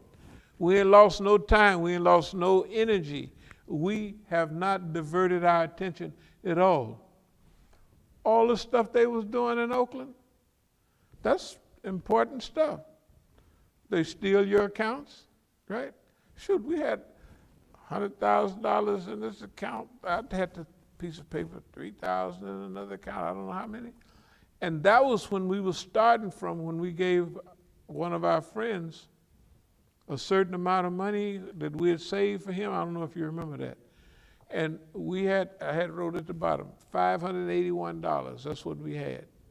And in that short period of time, bam, we back at 100 and something thousand and headed for $1 million for Imam Jamil. That's why God bless us. We're starting right now, talking about lightly or heavily. We are light. It don't make no difference. Right? Suppose Allah had helped you all your life and you ain't never been broke. You would be a sad case if you say, oh Allah, why we don't have but a few $1,000, right? It would be, I wouldn't even know how to do it. I wouldn't know how to do it because every time, anyway, why would we worry about money? Go forward with equipped lightly or heavily. We're going to get it all back. And the government, the stuff they did in California, we'll sue them $100 million, so we'll get it. It don't make no difference. If we don't, we'll write about it so much that we'll get $100 million that way. Why? Because our institution, this is institution building. In order to get where you needed to go, you need organizational structure, organizational behavior, and that's what you need to do it. Why we wasn't doing it before? We just kick back and take it easier, right? Because we've been through it before, over and over. And we've never resisted. When they attack, why? Attacking with all them troops, right? Everybody in Oakland and all the other mosques, I don't know if you remember, the guys come here from LA. I hadn't seen them in 12 years. Imam Musa, the immigrant brother. What should we do with our bear? Shit, what the hell? What did you say? Yeah, Bea, we have, I said, you have Bea. Is that right? I'll be doggone. I said, you'll figure out something. Right? 2 joints in LA, one Sunni, one Shia, both on the payroll, both of them. Both controlled. The daftar here and other stuff there, you take your time, all the connections is going to start flowing through. Can we get just a pinch of chill? Just, you see what I mean? That's what time do. Okay. So the people, if we see ourselves as the last of the old time Negroes, that means we're carrying all the, you ever see the guys in the 369th from World War I, the Hell Fighters of Harlem, how they was decorated, the most decorated people in World War I almost, right? And all the stuff they did, and they came back and they lynched the people, they just lynched. So we got to hold on for them. The doggone, who the Tuskegee Airmen, all them people, Patton's people in the Third Army in them tanks, you know, the Cannonball, what do they call them? Cannonball Express, them truck drivers that kept all the troops supplied with everything at peril to their own self. And they come back, they couldn't get no money, they couldn't get nothing.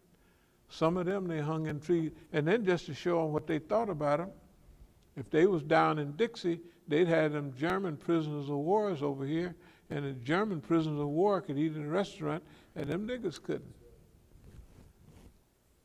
And they fighting for old boss man.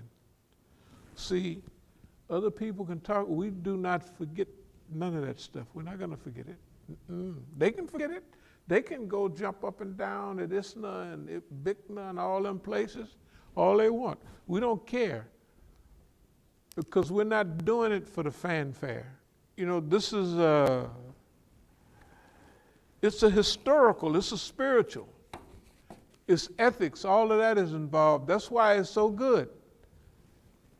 And don't think boss man don't know. Boss man know 100%.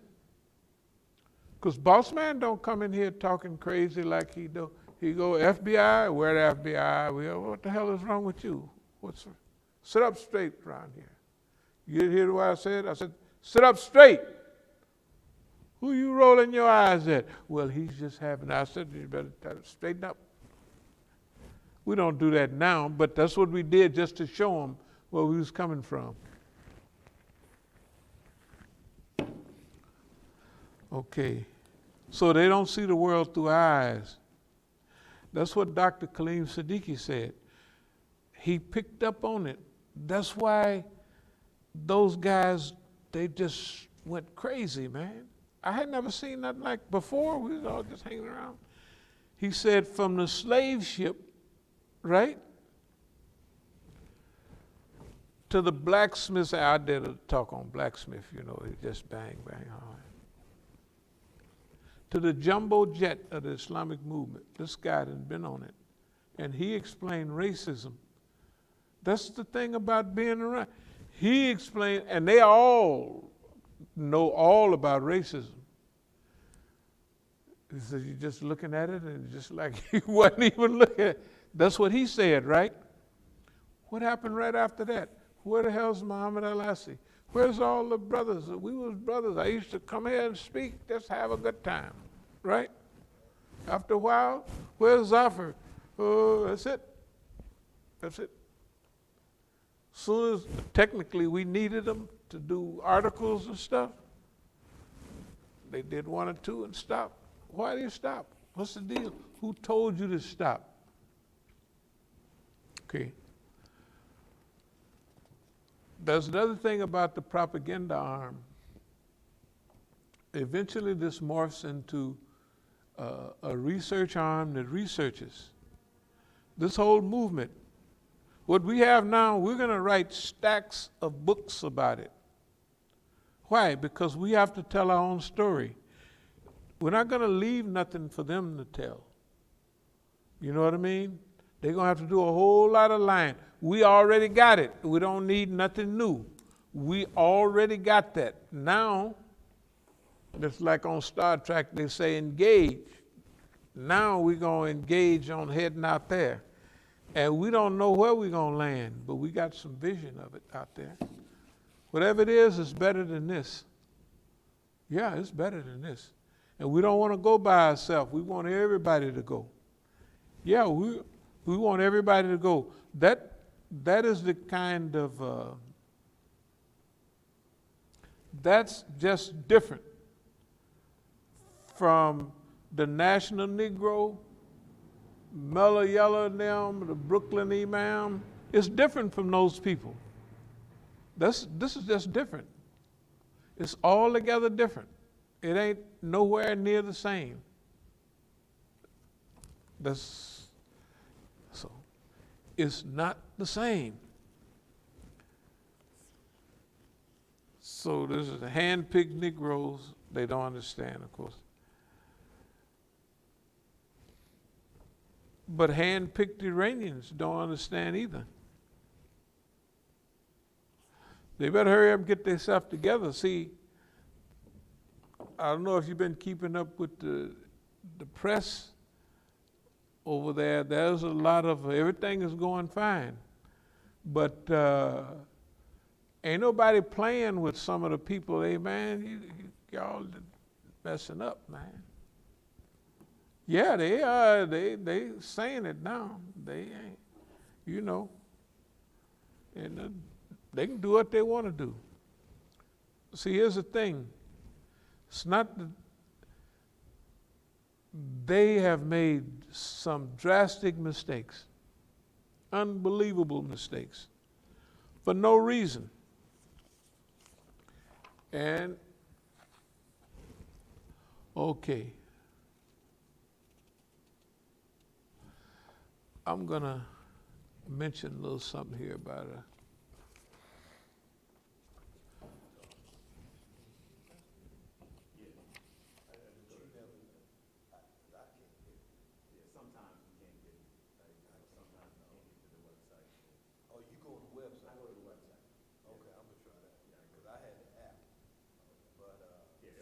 You have an app for Press TV? But now, I think when I switch phones. No, just pop it back on there or get. Yeah, there was a stretch, I remember. Get Iran Today. You'll get almost the same. Iran Today. You'll get almost the same thing. This is a little thing I got right here just to look at. It says Drugs Oakland 1966. Identify Jesse Lee and George. You see right there at the top? Jesse Lee passed away not long ago. And George is my best friend, George Cooper. The date, 1966. Yeah, but see, you got to remember, Boss Man is looking around in Oakland. And remember, I used to take the brothers to the to the temple, and you know, stuff like that. But I was just a good guy. I had a nice job, and you know what I mean. And we lift weights. Oh, we're just nice guys, you know. But the government knew that I was a Muslim, black Muslim coming out of jail, and they definitely watching them. So they watched potential. Potential. This guy, he doesn't eat pork. This was not known to black people. All black people ate pork. Remember them cans of grease they had on the table? Right. I mean, on the stove? Everybody had a grease can. For pork. I guess y'all didn't have it, did you? Because y'all was Muslim body. Yeah, but not from those cans was for real grease. They're like real super grease. I mean, like off pork, you know, and bacon and all that. No. Well, you know, we would fry the chicken in that. Can you imagine the cookies? Can you imagine lard was in it? 50 years ago, lard was in everything. Everything. Anyway, or tallow weight. Sometimes white folks would call it tallow weight sometimes, but it's lard. Okay, now where am I at now? Okay.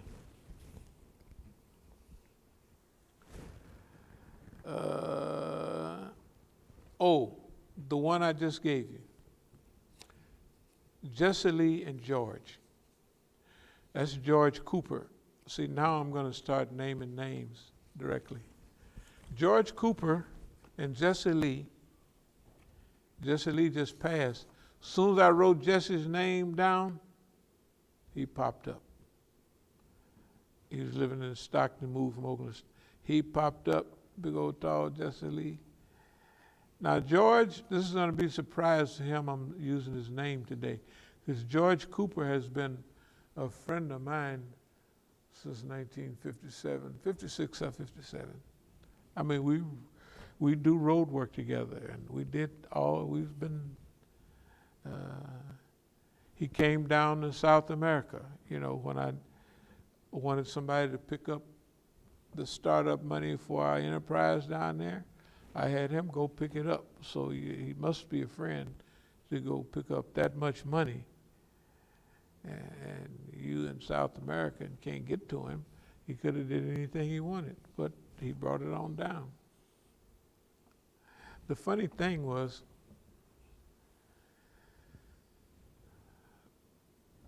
first I'll go back to how I got to selling marijuana and stuff. George Cooper and Jesse Lee borrowed $200 from me in 1966. And they paid me back the $200. But they gave me $500 worth of marijuana packaged up already just for the flavor. Big packages. If you got 3 matchboxes for $10, they put in my bags 4. 4 for 10. And I kept that that was my style from then on, because that's what now, I didn't sell drugs. I was in the nation. I was just going to work and having a good time with everybody. It was nice, you know, saving money and all that kind of stuff you do when you're young. So when they gave me that $500 worth, you got to remember $500 then, not $500 now. Okay, if you took home $100 a week, right? So $500 is 5 works of free money. In less than a week, I sold all that marijuana to all my friends. I said, hey, y'all want some of this stuff right here? What? Yes. Man, these some big old, just a half a can. That's 3 bags. I said, I think they put 4 in there. I don't know. 4? Yeah, man, give me $10. Shoot, give me 4, 5 more of them boys. You know. Then I sold it all. I have $500 in 1 week. I said, good God Almighty. So I called my friend. I looked around. I said, where can I find some more of this stuff? They had turned me out. They turned me out. So I called my friend down in L.A. He used to live up in Oakland. He back and forth between Oakland. I said, hey man, y'all have a lot of smoke down there? Sure do. So I zipped on down there. And then I bought first, the niggas was so dirty in L.A., they was actually selling me pounds, not kilos, by the size. I didn't know, I thought anything was in a brick was a kilo. I didn't know it was 1,000 grams. So I bought a batch, that $500, turned that over, and go right back. One time, one of my friend's brother, because I gave him the money to go buy, he got killed over in the Pueblos with all my money. And the people didn't ask, oh, the poor brother got killed. They said, man, all your money, what happened? They got killed. I said, well, I just went on back to Oakland, got some more money and came on back. You know, most people quit after, shoot, I just loaded up again and got rich. Nobody ever got rich then. And then there's another name. Remember, diversion. 66, that's when the Black Panther Party was started. They're watching the black community for any potential. I got black consciousness already. I have tons of brothers. We go over to Bobby Foreman's house and lift weights, you know. So everybody's doing something healthy. Because I don't smoke, I don't drink, and I don't do none of that stuff. That's a bad example for white folks, right? They think this is terrible. They're like a gang. And with black consciousness coming, that is super dangerous. That's why they sent me the weed, sent me the connections.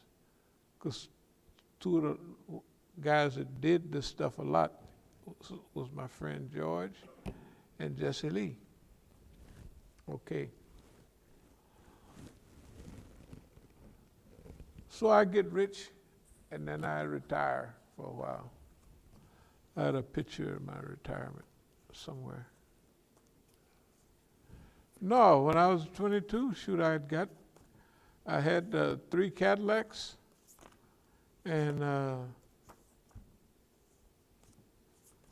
yeah, I had 3 Cadillacs and everything, and I had, see, there's the car. That's not the new ones, but that's the old one. You can see that old one with the fins on there? That's a 1960 Cadillac, the one with the little gangster window. Now, to y'all that don't mean nothing, but it's a gangster window. Just to let you know, that little bitty window, you know, that's what the gangster window. Then the other ones, that's a 67 Cadillac. And then that 69, I just bought that. But coming out of retirement, guess what? James Simpson. We again went to school together and we I think we went to the youth authority together. He popped up with connections to white boys. This time is different. This time is real kilos, big fat bricks, 2.2 pounds, $55 each. Unheard of. Well, that's what white boys paid. Truckloads. I'd have to let my top down. Like after I fill up the trunk, I'd have to let my top back and fill up the back and then drive off.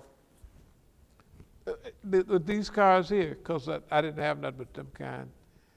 And one time the white boy goes I can't take you with me. You know, the long-haired white.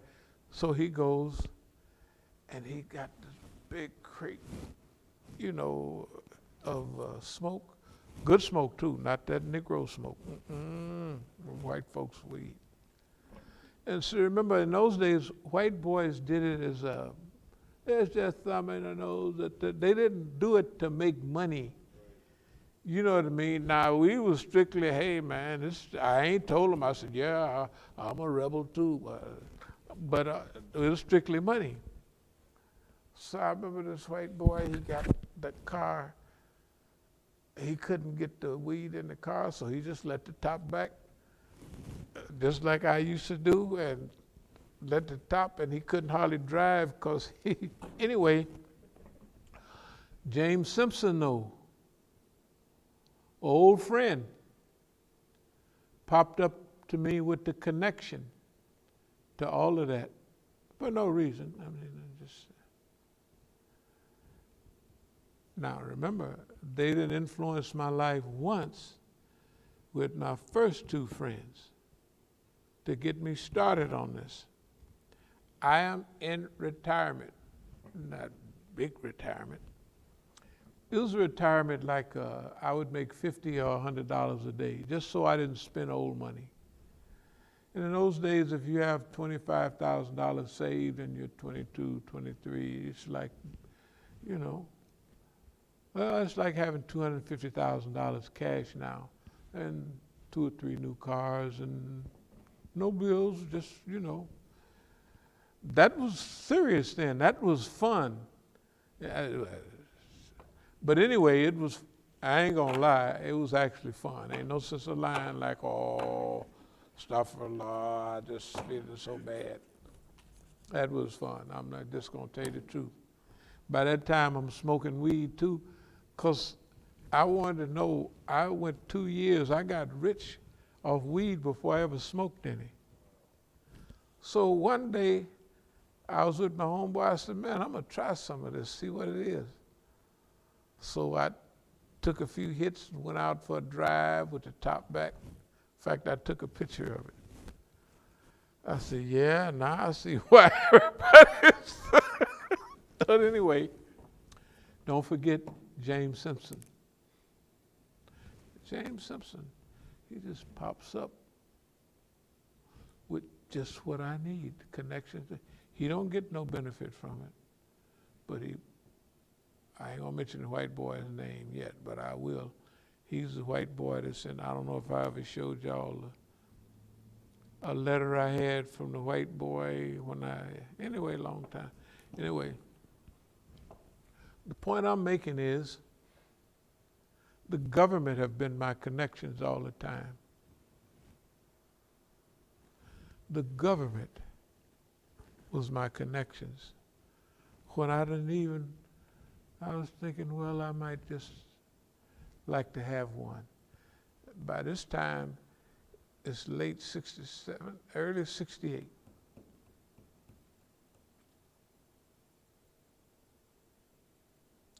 And boop, that's when it pops up, a connection with everything you need for 1/3 of the price. You can supply the Negroes that used to supply you.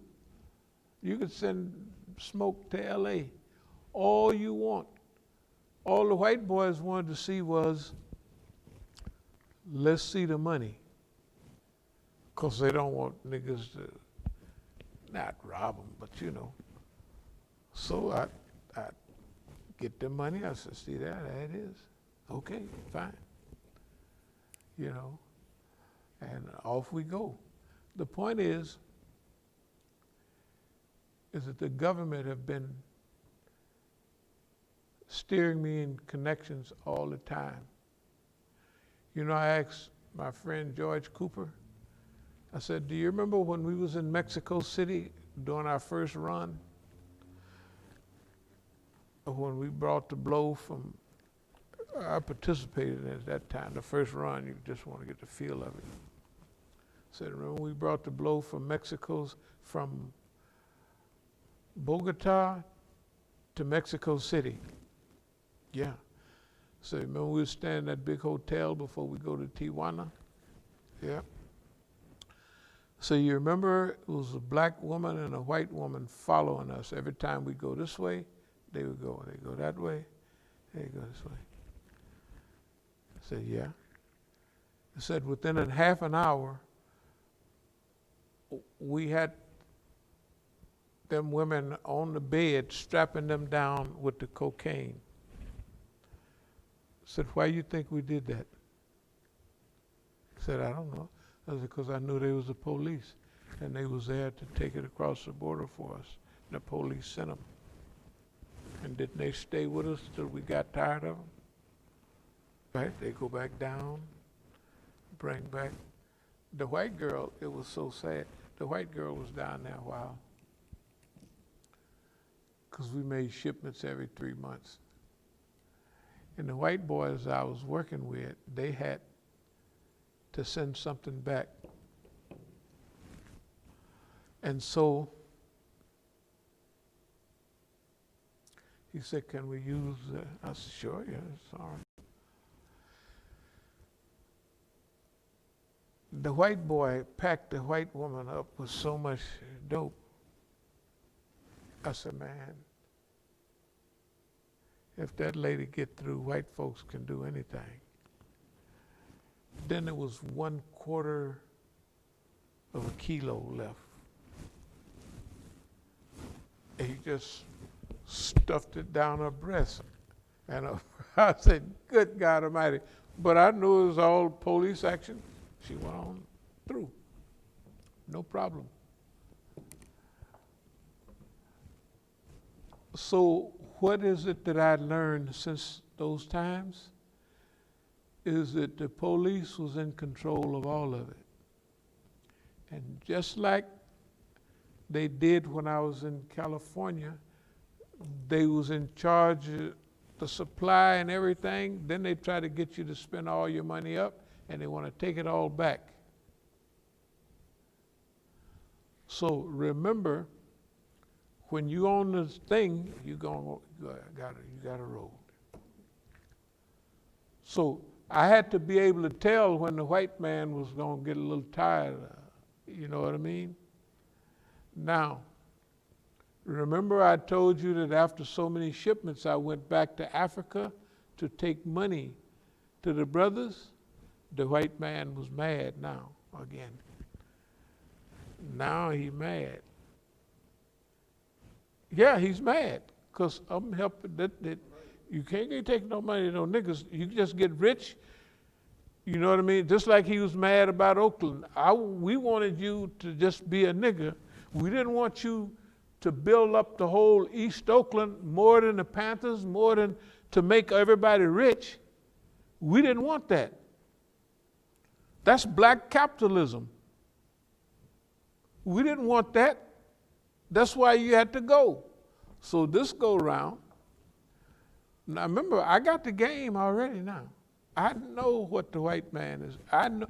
That's why I would have to be an idiot to be in Mexico City with bunches of cocaine and go put it on a woman I haven't known for a half an hour. Unless I knew what I was doing. Unless they had all the moves of police. That was 1972. So what do you think I've been picked up since then up to now? Okay, I put the whole shipment on them 2 white women. Because they was the police. I'd have to be crazy. Right?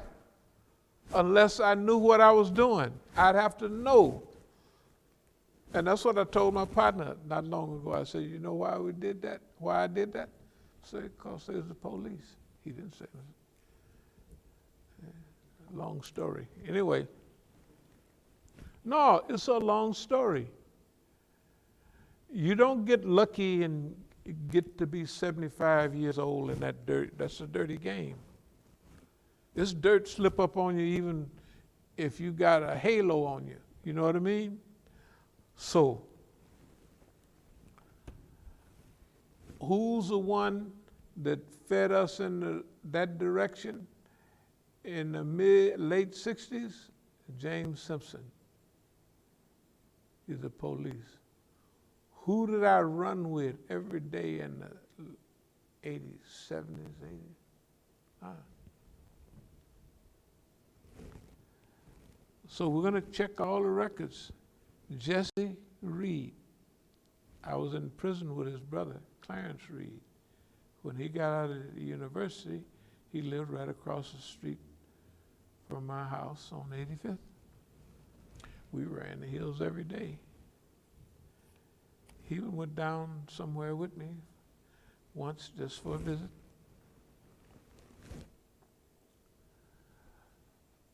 But people come and go like police. And the other thing is, Nobody ever goes to jail but me. Let me say that again. Out of all this stuff going on, I'm the only one ever go to jail. My partner, he never went to jail.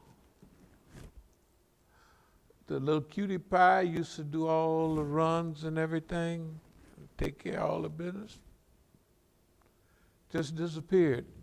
I see her one day, and I haven't seen her since 1973. Poof. Just like that. Poof. And then I mentioned it to somebody here. You know what he says? She's probably fat now.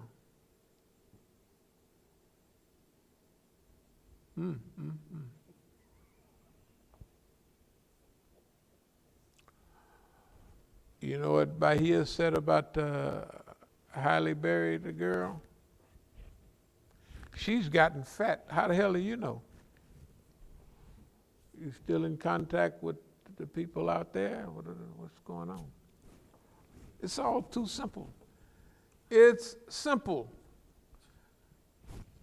It's ridiculous. I'm just telling you the truth. Okay, not only we're going to write about that, but we're going to investigate everything I say. We're going to have an investigative arm of our community that will investigate and verify everything we say. Everything I said here today, everything I've ever said. That's going to be their job. Because remember, fixing up our property we have and all that stuff, that's a part of the first stage. That's not what we're trying to do. That's automatic. Like what we did when we was cruising along with the school and all that, it's the same thing what we're doing now. We knew what we was doing then. We knew they would all get up and say bye-bye. Why? Because that's what they said before. That was always the thing, right? You ain't seen us run after nobody. Don't leave. Don't go anywhere. Right? All the people in Oakland, just like the high yellow curly-headed brother over there running around, he sat there in Oakland, went over to Yemen,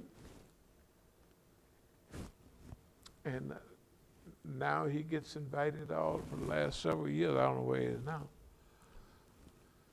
But they have a whole crew that got their credentials from Oakland, their revolutionary credentials, because if they came from Oakland, they'd be revolutionary. Imagine, if anybody want to find a stool pigeon or a snitch now, all they got to do is reach out and touch Oakland. Anybody they touch, isn't that something? Anybody they touch. That's Abdul Malik's management style. He don't do nothing with people unless they fall under his orbit. He don't do that. He's insecure about that. He want everybody to you going along our way. That's it. Finish. All the people. So everybody there have to be on his team. Remember I used the word clearinghouse for Oakland? Oakland is a clearinghouse. You can tell by the pattern. The pattern. This stuff, see, if you go to school, you're not challenged that much. If you miss a test, you just take it over. And the stuff we're doing, you miss a test, they find you floating down in the Okefenokee River in Columbia somewhere, right? If you make a mistake, right? Scarface is a lot of made up stuff, all that shooting, but it ain't all made up. A lot of that stuff happens, especially nowadays, good God Almighty. I wouldn't even do it nowadays. It wouldn't be no fun. All that killing? Heck no. In fact, I kind of quit when I was in Medellin. I said, wow, this ain't no fun. You know what I mean? This ain't no fun. Okay. So,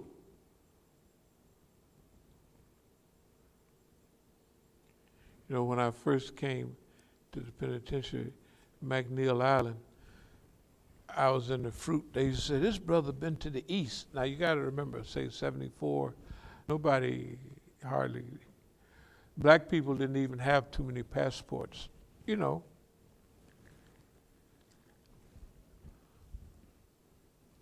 So where do we start? Mission, vision, work schedule, job description. All that simple stuff. Infrastructure, organization. And never forget healing institutions. Healing institutions. Institutions that repair and institutions that aid in healing and full of human care. Now, organizational change, the process by which organizations redesign their structures and cultures to move from their present state to some desired future state to increase their effectiveness. So organizational change, we went over that a while back. You change the organization to get to where you want to go. That's what we're doing now. Basically, it's upgrading and it's putting everything into place. Organizational design, the process by which managers select and manage aspects of structure and culture so that an organization can control the activities necessary to achieve its goals. Organizational design. In other words, KISS, keep it simple, stupid. Organizational design. Have a vision, a picture, where you want to go. Then a regular work schedule. Every day you get up, well, I'm going to run or walk, lift a little weights, hit the bag, and then I'm going to do work. Maybe just start painting next door. Maybe clean up the place there. Maybe even put a door on the whole workout room. Maybe fix up in a little place. Maybe do a little here, a little there. But every day, it'll be building up to to developing our property. We want them houses they building over there, then we just put 3 of them over there. Okay? Yeah. Maybe we put a few around there. And those are not like big goals we consider that as automatic. That's considered more or less automatic. Because those are things that we would have done already if we wasn't interrupted. So when we make a comeback, we automatically move up to where we left off, and it's not even, it's just not a big deal. At all. Okay, organization, coordination, action, in order to achieve goals. Strategic leadership, ability to anticipate, envision, determining purpose, exploiting, maintaining core competencies. Yeah, all that's part of what we're doing right now.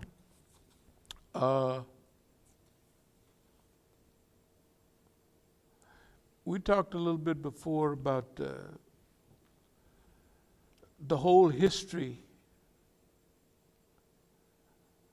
of why we're doing this and why we don't buckle to boss man, and how he don't even offer any buckling anymore. He didn't actually got used to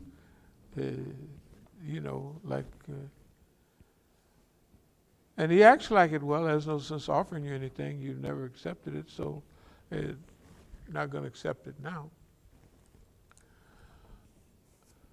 I know we sound a little crazy, but in order to do something, do we sound crazy or the people around here, our homeboys and them, do they sound crazy? You know, Don and all of them.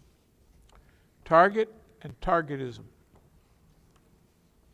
Life of a target, proof of targetism, longevity of the target.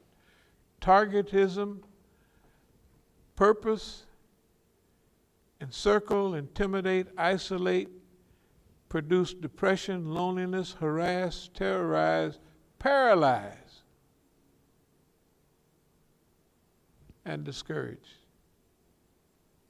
That's the purpose, what they want to do to the target. Well, we determine when and where to fight. Ability to learn in public and teach in public. The ability to learn in front of everybody, that everything we've been doing have been a learning experience and it's been right in front of everybody. And they can say what they want, but we ain't lost no sweat, right? So people can see you can do this and be comfortable. You can be sitting back like with your hand up. You can do this. Everybody thinks this is horrible, right? They think this, good God Almighty.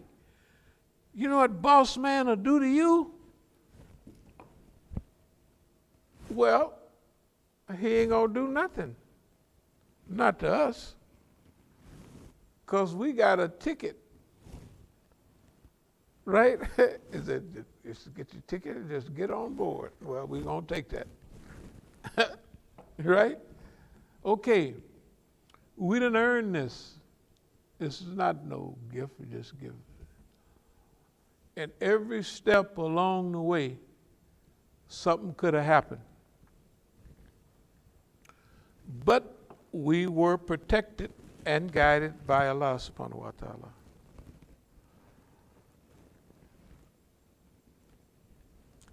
Even some of the things, you remember, you got to have fun at all of this.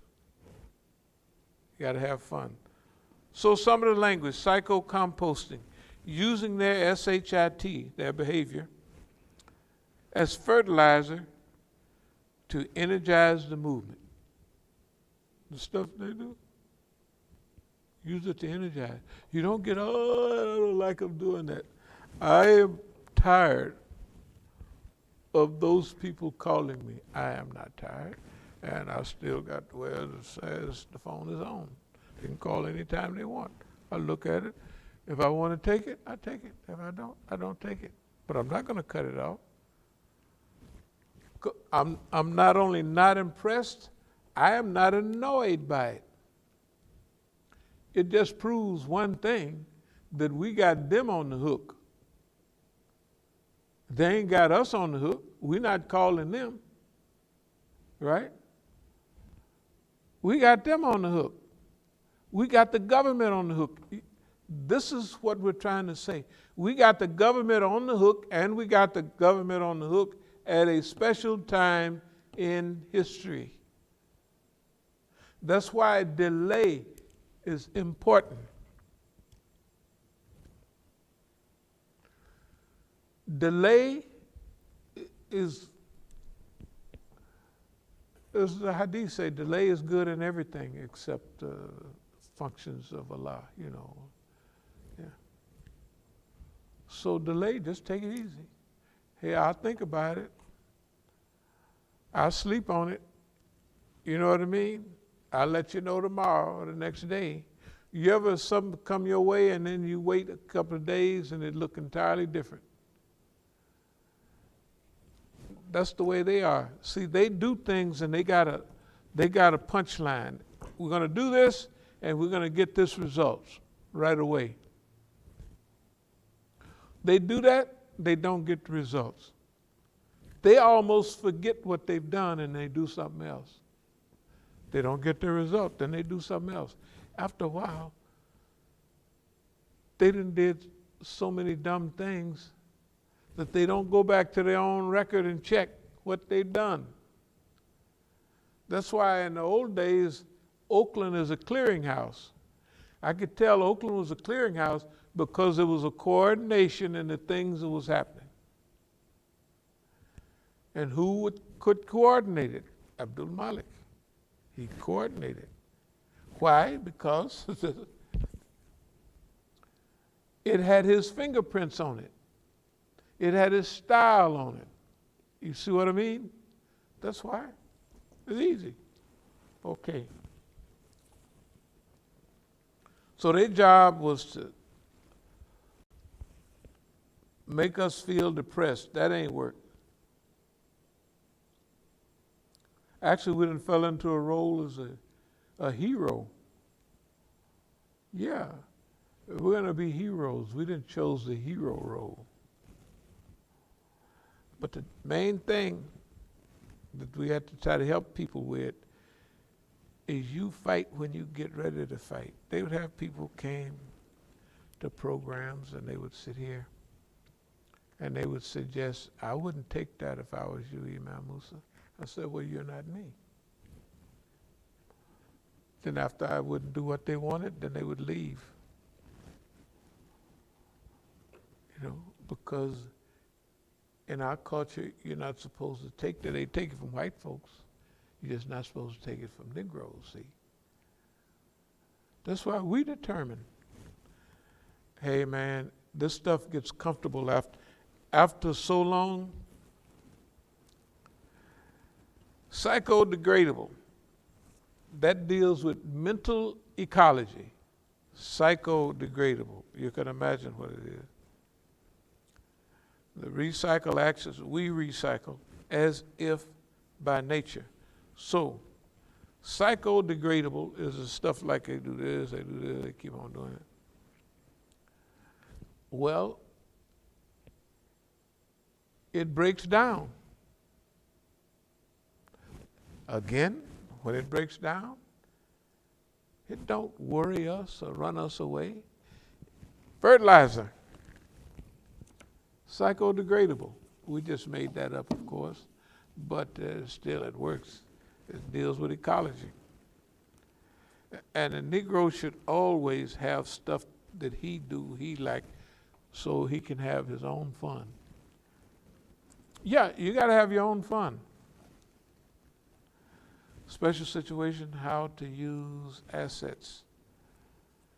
Blindfolded, old master. Y'all see the movies, the old master blindfolded and he could fight? We turn fantasy into reality. Or we turn myths into reality. You see what I mean? Of course, as real old master could get so good he could, but we turn it into a myth. We turn it into reality. We could do this stuff blindfolded. In fact, we do half the time. It's subconscious and unconscious. Vibrating hand. Remember the story years ago about Bruce Lee? He got hit with a vibrating hand. Vibrating hand is a martial arts move. You hit somebody, and they just gone about their business, then they drop dead. This is a myth. Maybe it's real somewhere. We make it real. What did we say? 15 years ago, we hit the white man with a vibrating hand. He's collapsing now. He discombobulated. The boy lost. It don't make no difference what you say. He's still acting like a damn fool. He's discombobulated. We hit him with a vibrating hand. And he went on about his business. And now he don't know which door. Like Don, tell the truth. It don't make no difference whether they paid him to do it. He goes to the wrong corner at the end of every round, right? If he's supposed to fix this or learn, right? Look at the learning curve. This man how could you be where you don't learn nothing from nothing? You don't learn what not to say because it'll disenfranchise. He don't learn that. In fact, oh, that'll make them mad. That's what I'm going to say. He does it, right? I don't know who hired him. I tell you the truth, I don't know who hired him. Boy, but he's doing, huh? He earning it, man, the guy, in fact, you know, I told the Iranians, and they looked at me funny too. Yeah, last time I saw him, I said, yeah, y'all might have hired Don. And they didn't say, no, we didn't. That's insanity. How did nigga know that? Look what he's destroyed. Everything. So they don't have a little bit of this, a little bit of that. They get the rest from China. Now, if you're talking about somebody mad, can you imagine Iran, China, Pakistan and hooked up? You ought to hear India holler. They're this, that, and us. They stabbed us in the back, talking about Iran. Well, India getting all this stuff from Israel and everything, right? So who the heck want to mess with them? Psychodegradable, blindfolded, vibrating hand. How to make myth or fiction real. If you think we haven't been having a good time, you got the wrong idea. We've been really.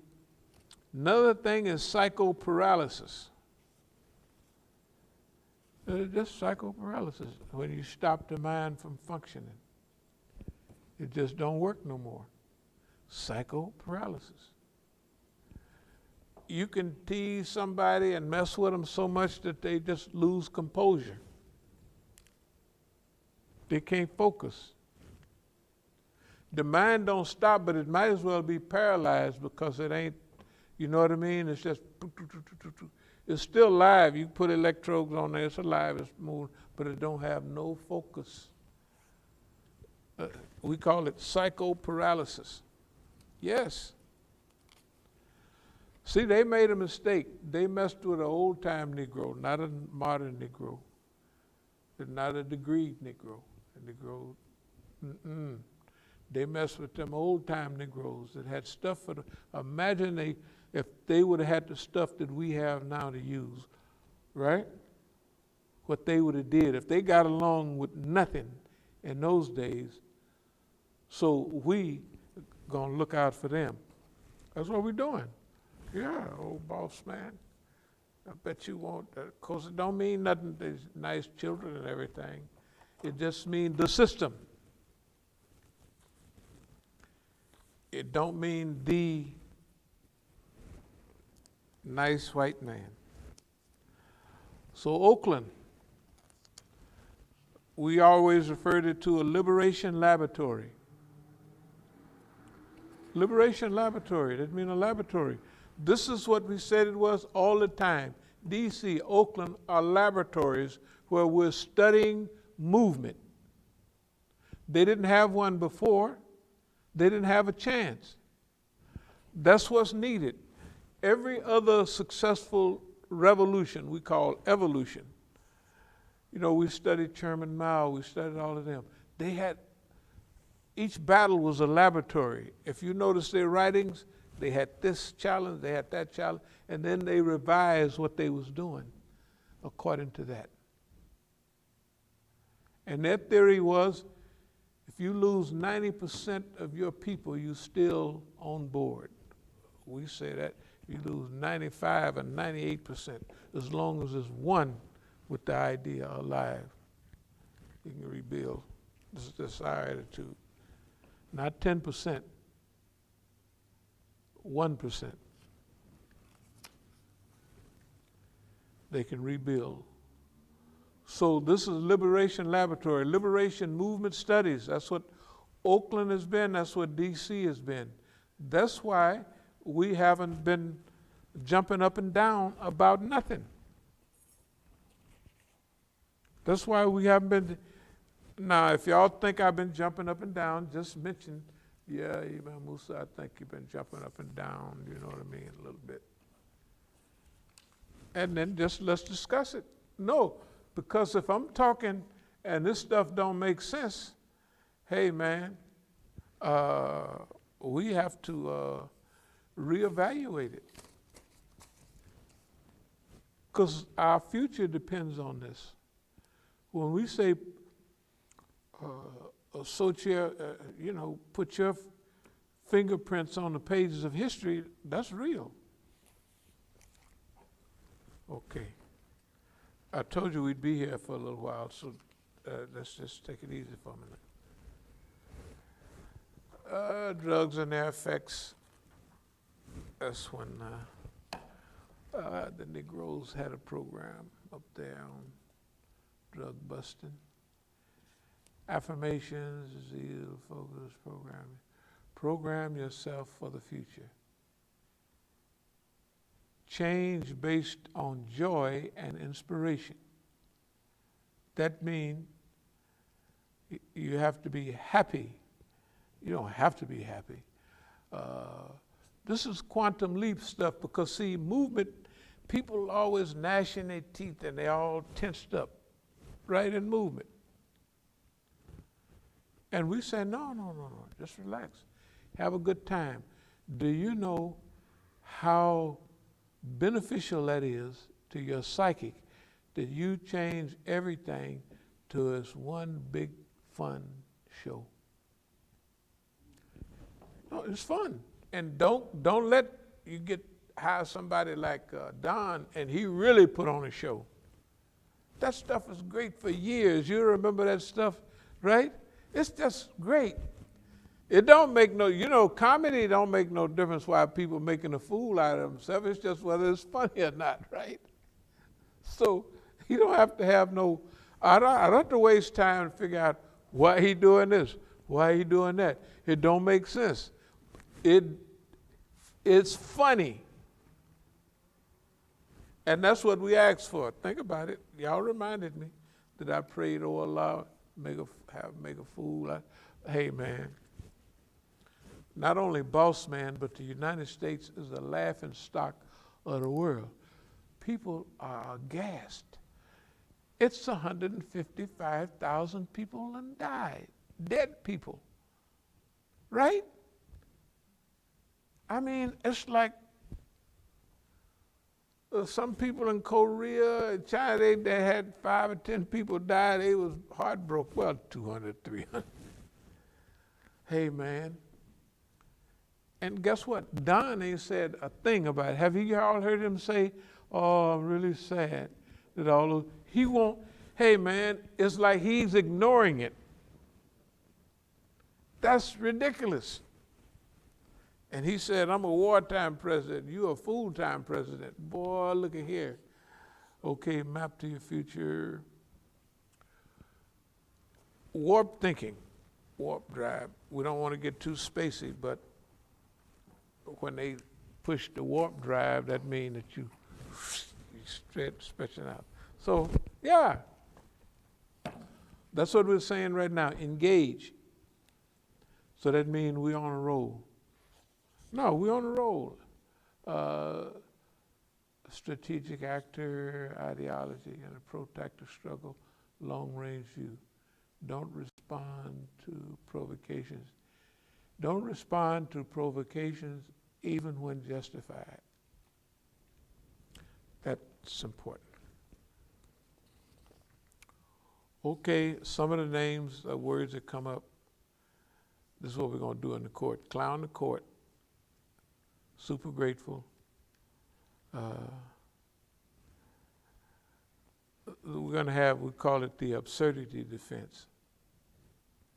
Absurdity. It is absurd what they talk. And imagine in court. We're going to present that in court. It's okay because it's just a little misdemeanor case. It don't make it. So I get a chance to collect all the information I want. And then present an absurdity defense. Absurd, ridiculous, outrageous, unthinking. This is what, and imagine, Mr. Prosecutor, what in the world made you, I just beat the case, why you, Your Honor, this man is absurd. And they whole department, that's the way we're gonna do it. They can do what they want. I'm my own lawyer, I don't care. What they gonna do? Nothing. We're gonna have a wonderful time at no charge, because it's a misdemeanor. No way, imagine you can go on a show, you can't lose, you can't get embarrassed, you can't nothing. And you can make fun of everybody else. And ain't nothing they can do about it. They the one brought you in there.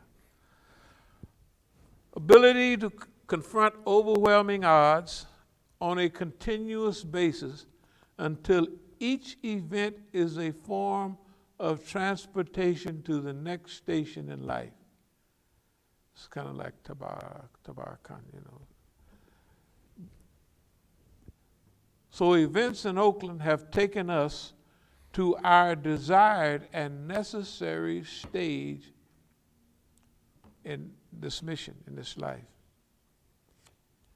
We're going to call some of it Adventures of Imam Musa. Brother Tufel and I used to call it the serialization, of Imam Musa. Yeah, hey, might as well have fun. Okay, quantum leap, quantum jumping, visualization, imagination. Okay, I think I will speed up. Design fitna, leave your fingerprints on the pages of history. Embrace your imagination. Embrace expectation and possibility. Okay, here's something here. Strategic leadership, strategic visionary, strategic imagination. Strategic means that it's put in a certain position. It means something. The strategy is the overall, goal and what have you. And tactics are the small thing that gets you to that goal. And we also have healer, program. Let's see.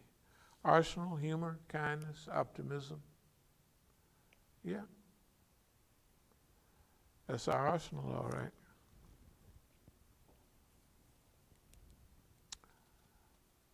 Rule number 2, turn every episode into story of victory. Show how easy it is to take charge of your own life, movement. Show how to turn any and everything into a benefit or asset. That's what we've been doing here. That's why can't nobody do anything. Because anything they do, we're going to turn it into a benefit or asset. Yeah, that's like kind of like magic. Tell Oakland Story over and over again. It's a great honor to try and contend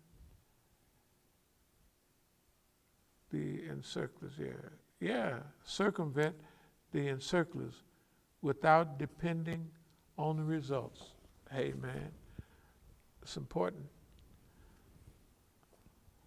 but it's not a big deal. Targetism, life of the target, I think I read that. But what about when the target shoots back? It's the old country saying, what you gonna do when the rabbit got the gun? That's us. What are you gonna do when the rabbit got the gun? That's us. Yeah. All these things sound funny, but they big time. Bruh rabbit and bruh bear. What do you say? Oh, bruh bear, please don't throw me in the briar patch. In the berry bushes. Of course, that's where he lived. That's his home. When we go running hills in Oakland, that's where you see them in the briar patch every morning. Ability to learn in public and teach in public. Okay. I'm going to move toward a semi-close, but Resistance Movement of North America, the themes: As-Sabiqun Liberation Organization, As-Sabiqun Liberation Movement, Psychological Asymmetric Warfare. The mission of our struggle, liberation struggle, liberate Islamic movement from foreign control and domination. Well, we said that before. From inferiority complexes, from sold out leadership, liberate the agenda from defeatism. National mobilization will come soon, but organization should come before mobilization. Okay, we're getting ready to wind down.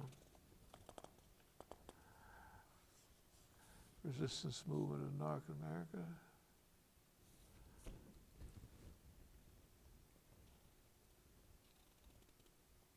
Are there any questions or any comments about anything at all? Any comments? Yes. I feel that now, what you were telling me and you laid it down, you had to be more sophisticated back then on the game than now. Now it's like so, to you it's like so easy to hide the high technology, everything.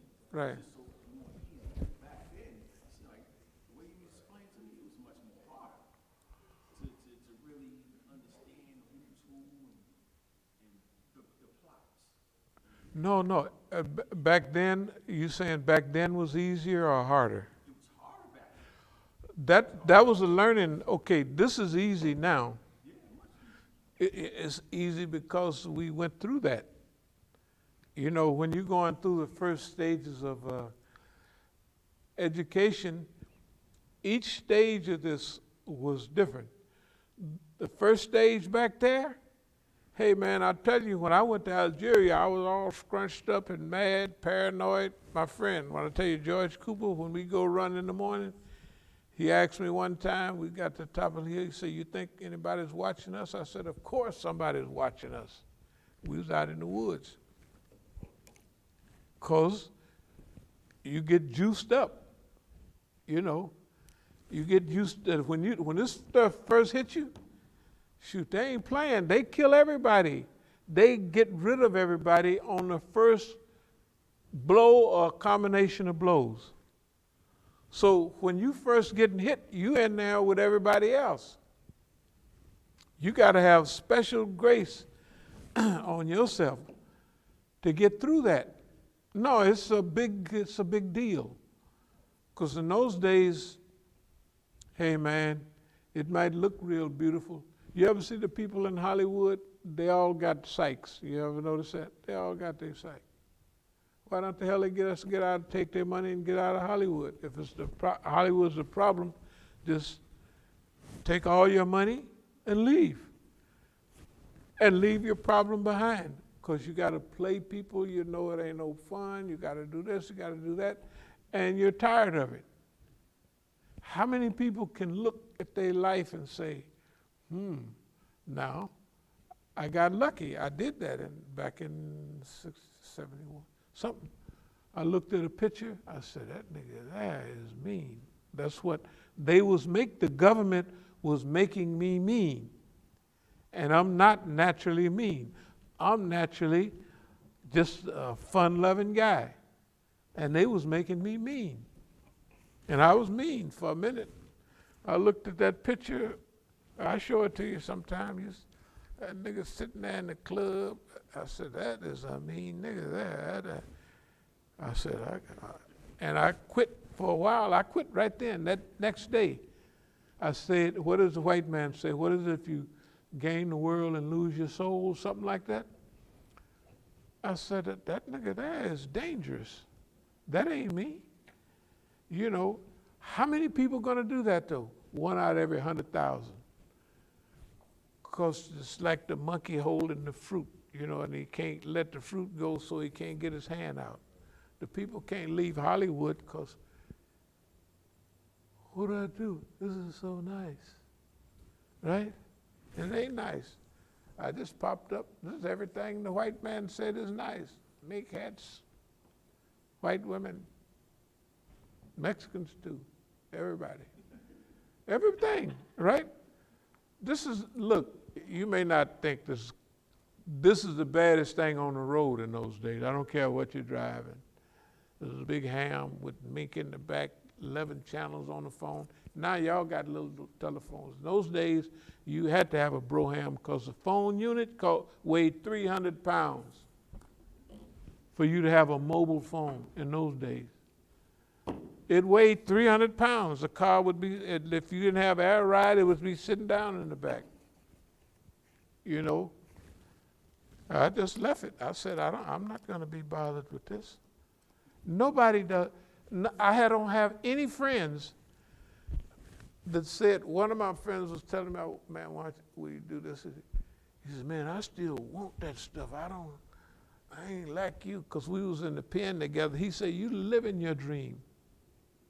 Because they used to come to the Islamic program. They was friends of mine, you know.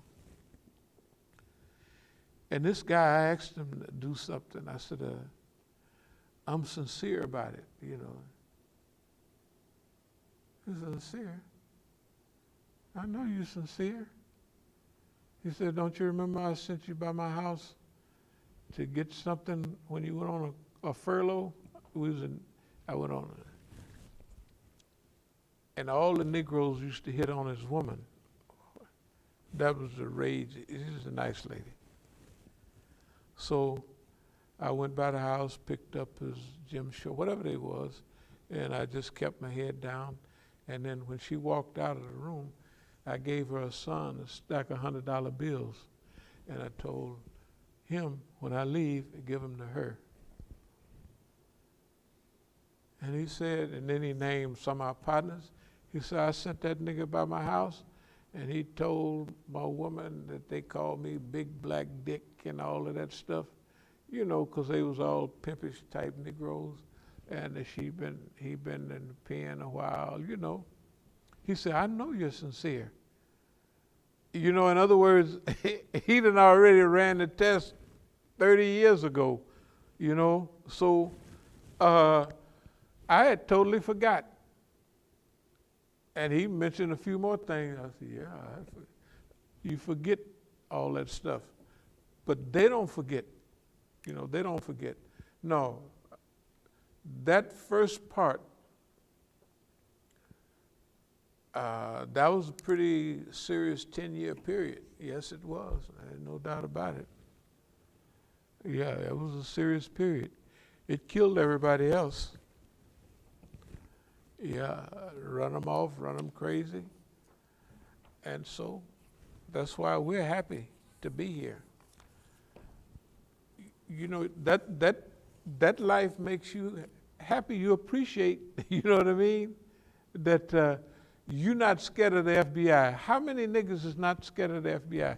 Just people. You don't find nobody in the United States. I have found no flyers that said how to punk the FBI. From radicals, from Negroes, right, from nobody. I just never saw it. It's just natural for us. It's y'all just a bunch of punks, man. Yeah. The names that you say to bring out, I go on the internet, social media, even the conscious people, they don't even mention none of these names. They don't even mention Imagine Me. No. That's why I look at us and say, oh, y'all phony. Well, that's why we having, okay, part of our, let's call it research and development, part of our propaganda, part of our educational program, and all of that is to help people understand. They don't know because the media keeps it from them. That's not their fault. They just don't know. It's not your fault. You didn't know who Willie Ricks was. It's not your fault. You might be considered conscious and semi-conscious, that you know the basic flow of things in the world. But you just didn't know Willie Ricks, who the Hubert Harrison, them. There's a billion people you don't know about. And they run games on big people. Remember we was talking about Marcus Garvey? When he went back to Jamaica, they had little kids follow him around and making fun of him. Okay. The other game is they wrote an article in the paper that Marcus Garvey died. Guess what happened? He died in 1940. He just died. I'm trying to tell you that the level of sophistication is rare. This is very rare that people live enough time. You know why I picked up on Marcus Garvey and the kids? Because when I was in Colombia, the kids followed me everywhere. They liked me. They thought I was just that another.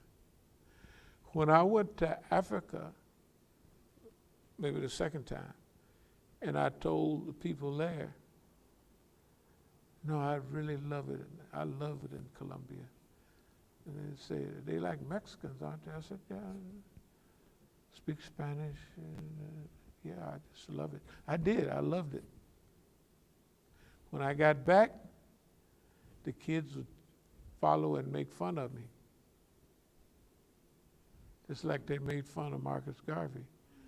So I would be mad at them. I'd be mad at those little brats, those little rotten Colombians. And I'd be uncomfortable where I am. Oh yeah, there's tons of game. It's tons of game. You have to remember the books on revolution. The best book I have on revolution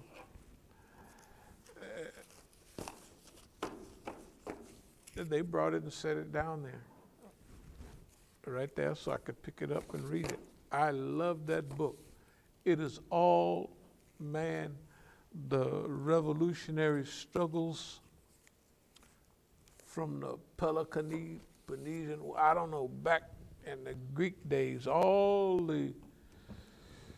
the struggles and the revolutionary conflicts. And they wanted me to read it. So I would make a decision here based on physicalization of the struggle. Because look at all of those. There's no psychological guerrilla warfare, none of them.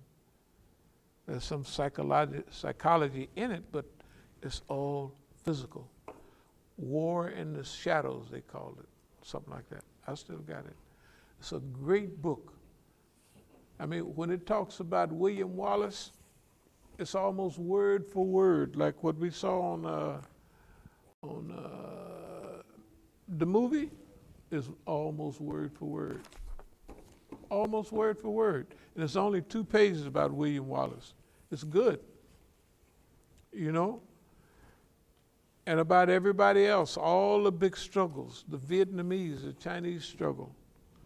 So that's why we determine when to fight, how we fight, and what material we'll use. Non-violent resistance, followed up by alternative resistance. And to help everybody. It don't make no difference what they believe it or not. We're just going to do. That's what's good about this time, that we start our regular scheduled programming. We've been doing it all the time, but it's better because now it's focused. We didn't set everything aside, and now we'll do all of those things, stage by stage, system by system. We'll rebuild all the property around, we'll fix up the houses. And still people get a shot. I'm gonna go down over somewhere. And I'm gonna mention to a few people what was their position on this, that, and other. But I'll say you could take the Fifth Amendment on that if you want. But what is your position from now on? Do you want a chance to live a life that has importance? You know what I mean? Because this is a big deal right now. The life of the tattletale is just not, they can say what they want. It's not a life at all. I don't think it's a life. They probably do. But that's because that's what they was taught. Everybody was taught that a government job is great. They go to any school they want. The Negro going, 85, 90% of the Negroes, they're not going to the private industry. They're going, right? They're going to get a job with the government. And they're going to be better educated than most white folks too. But they're going to be there because it's stable and it's paycheck. And they'll do it. And they'll die. All these places. I asked everybody, you want to go, man? You want to get with me on this? We go overseas.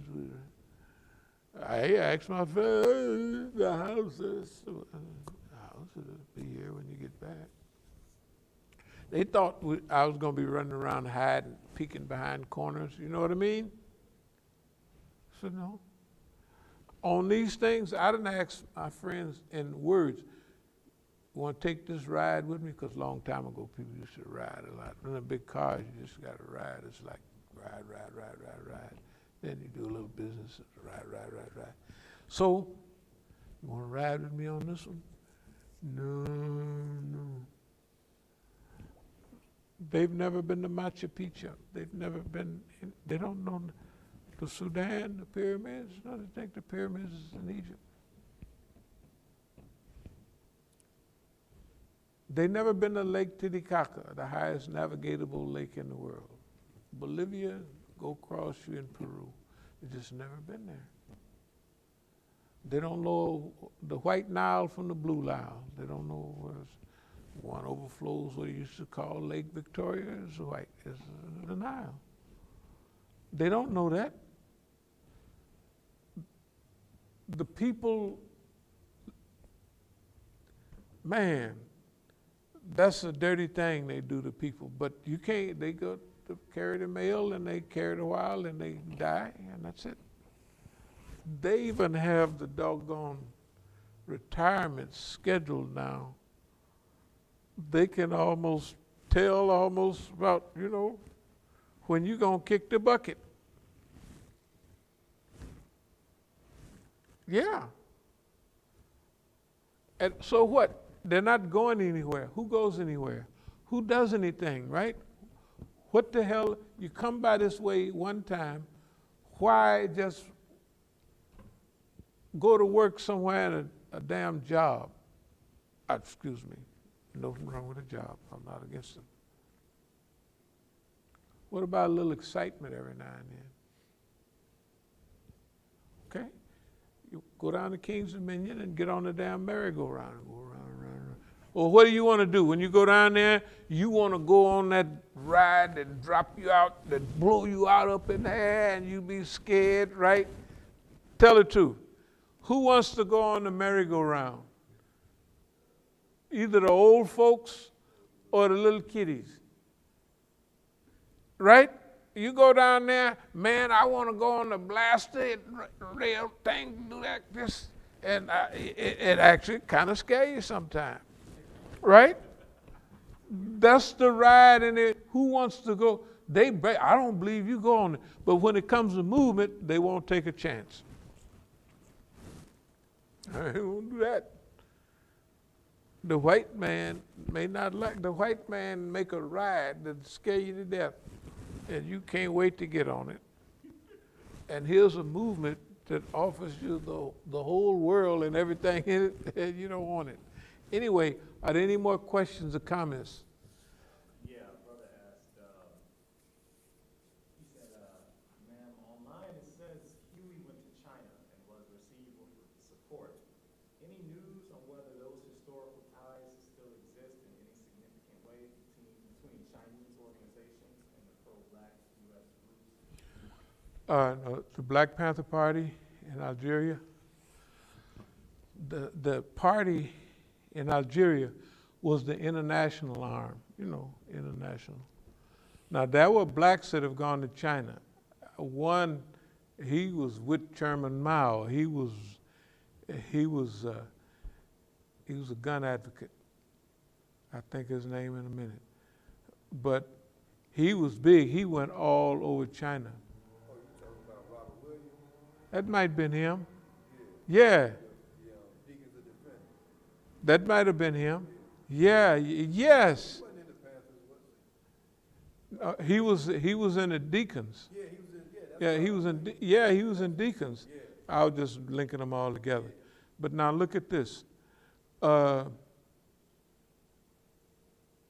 Black Panther Party in Algeria was the representative of African Americans. They had an embassy. They had the old South Korean embassy. They gave it to them, the government, and they used that for, that's okay. They got invited to, if the Russians was having something, they was telling me, man, the Russian got tanks, they go all underwater, they shoot this, that, and they get a chance to see those films, and they invite them for regular, what embassies do to everybody. We were a regular part of that. In fact, I got some pictures in one of the papers. Maybe I'll bring it next week. But now, the old ties. Do you remember seeing some of the flyers from what's the guy in Oakland used to write? Emery. You remember some of it is in Arabic, Spanish, and all of that. So the black, if you remember some of those pictures, they got Zionists on the, sucking on the, hey man, they evolved quickly in that way. But they couldn't evolve fast enough to utilize. So when you talk about, is he talking about China and the contacts now? Yeah, in relation to that. I don't think that there's any, Allah knows best. First of all, the Black Panther Party here is technically not really functional. They have a few papers and little things in California. But the new Black Panther Party and those people, they don't have, no. So basically, no. And remember, the party didn't stay true to its principles. If you talk about Huey Newton became a drug addict. Yeah, he became a dope fiend. That's why he got killed, about a crack by or something. Yeah. Yeah, he swallowed whole what the system wanted him to swallow. Eldridge wasn't no better. Eldridge was worse almost. I don't know if y'all, there's another guy, Marvin X. Marvin X and Eldridge used to hang together. They both got hooked on that pipe. See, Eldridge was like a slut. Yeah, that's the best word I could. He was a slut. He wasn't, even if you see the movie, he got Bobby Hutton killed, the young guy,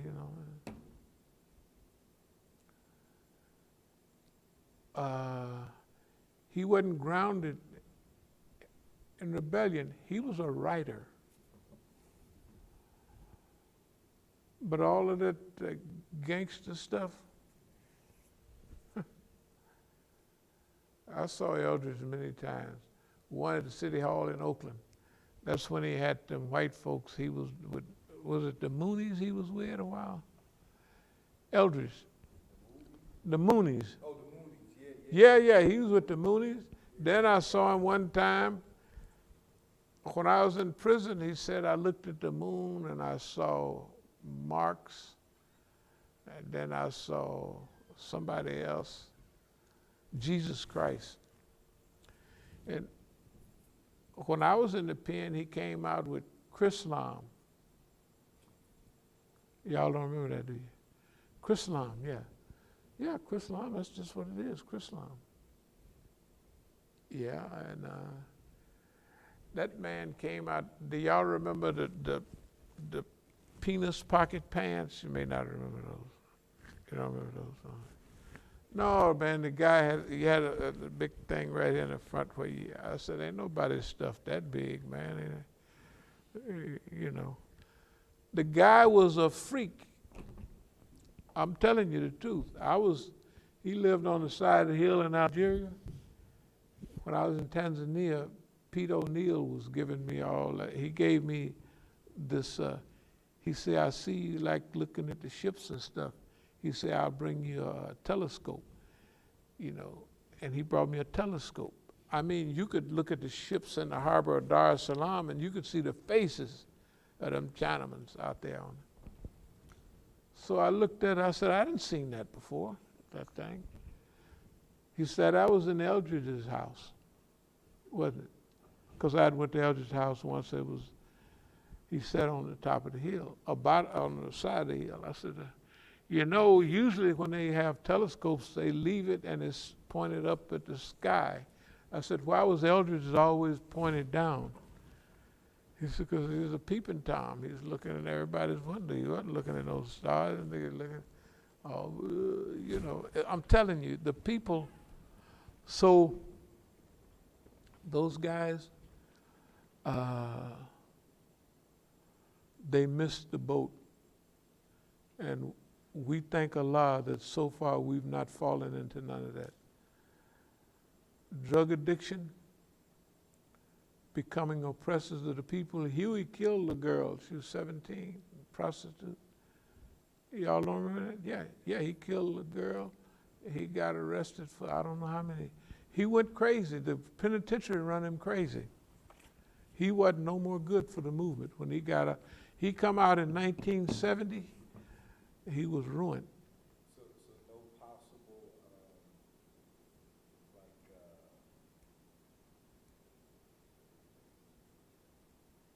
government manipulation?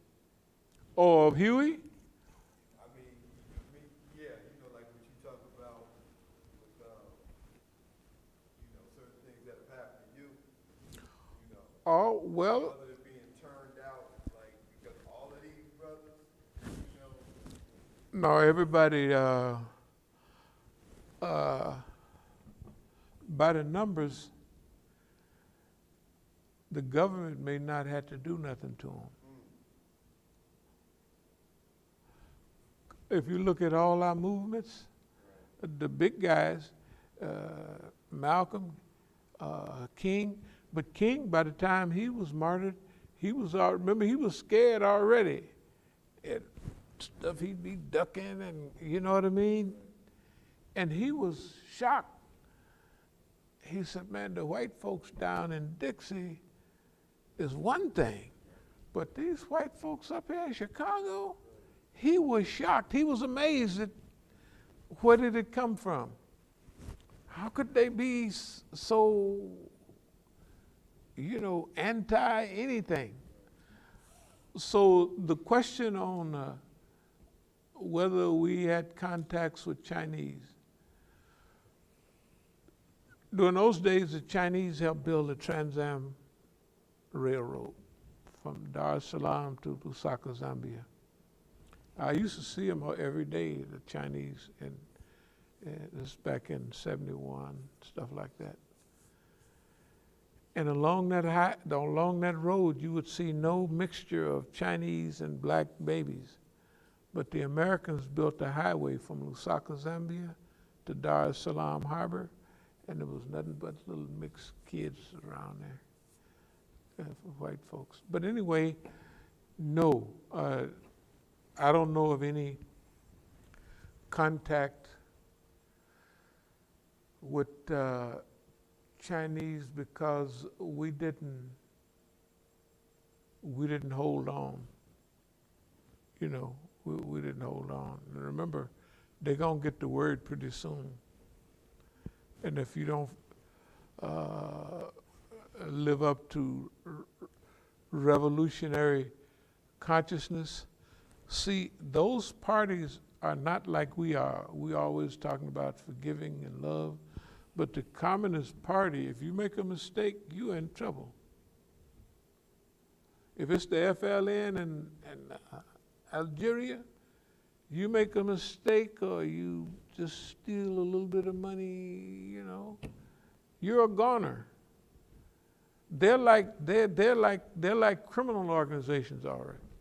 That's why when they win their freedom, they don't know how to govern. All they know how to do is kill each other. And so no, we really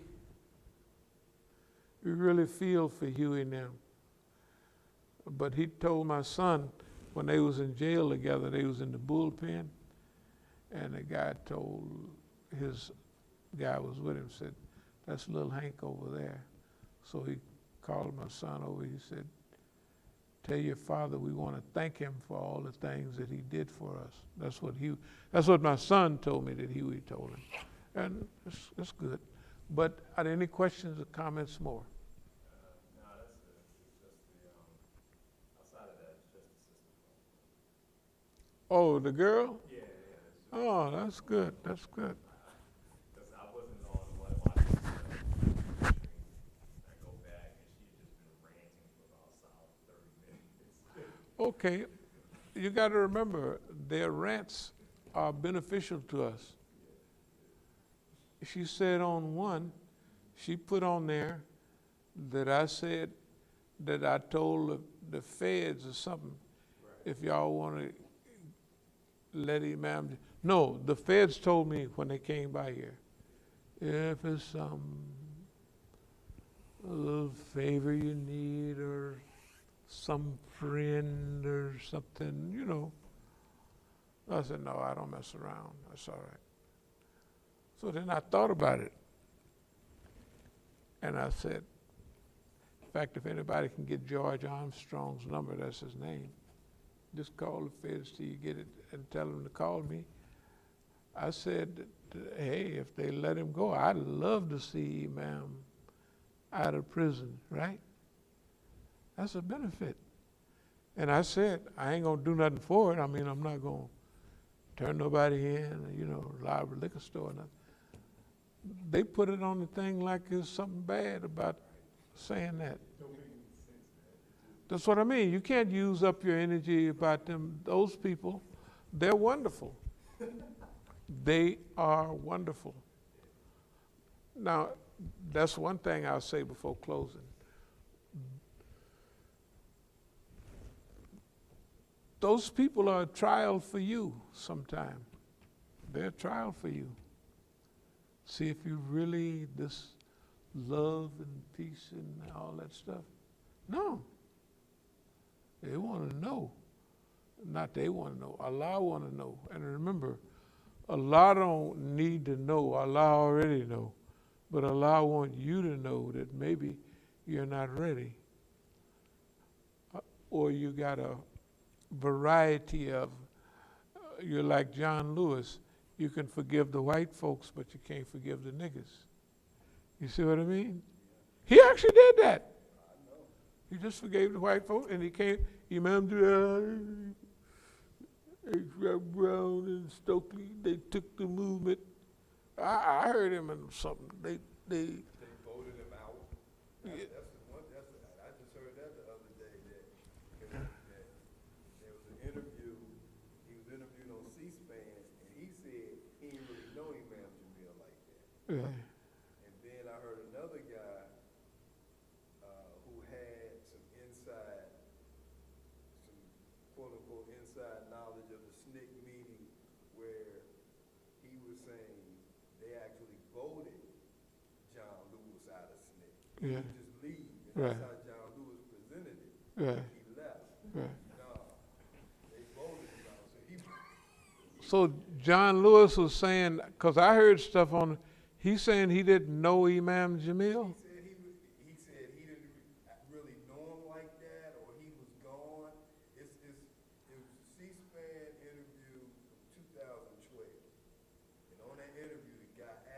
I think, right.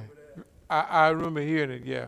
And either he said he was gone by that time, or he didn't really, that's, so I'm listening to him like, what? No, see, if you, no, them people be lying. But whatever it is, we don't want to be like that. Remember, if we can want to go up in West Virginia and Carolina, by the way, one of the brothers, you've seen him probably here, he was here the last two programs, Juma and the other Juma before.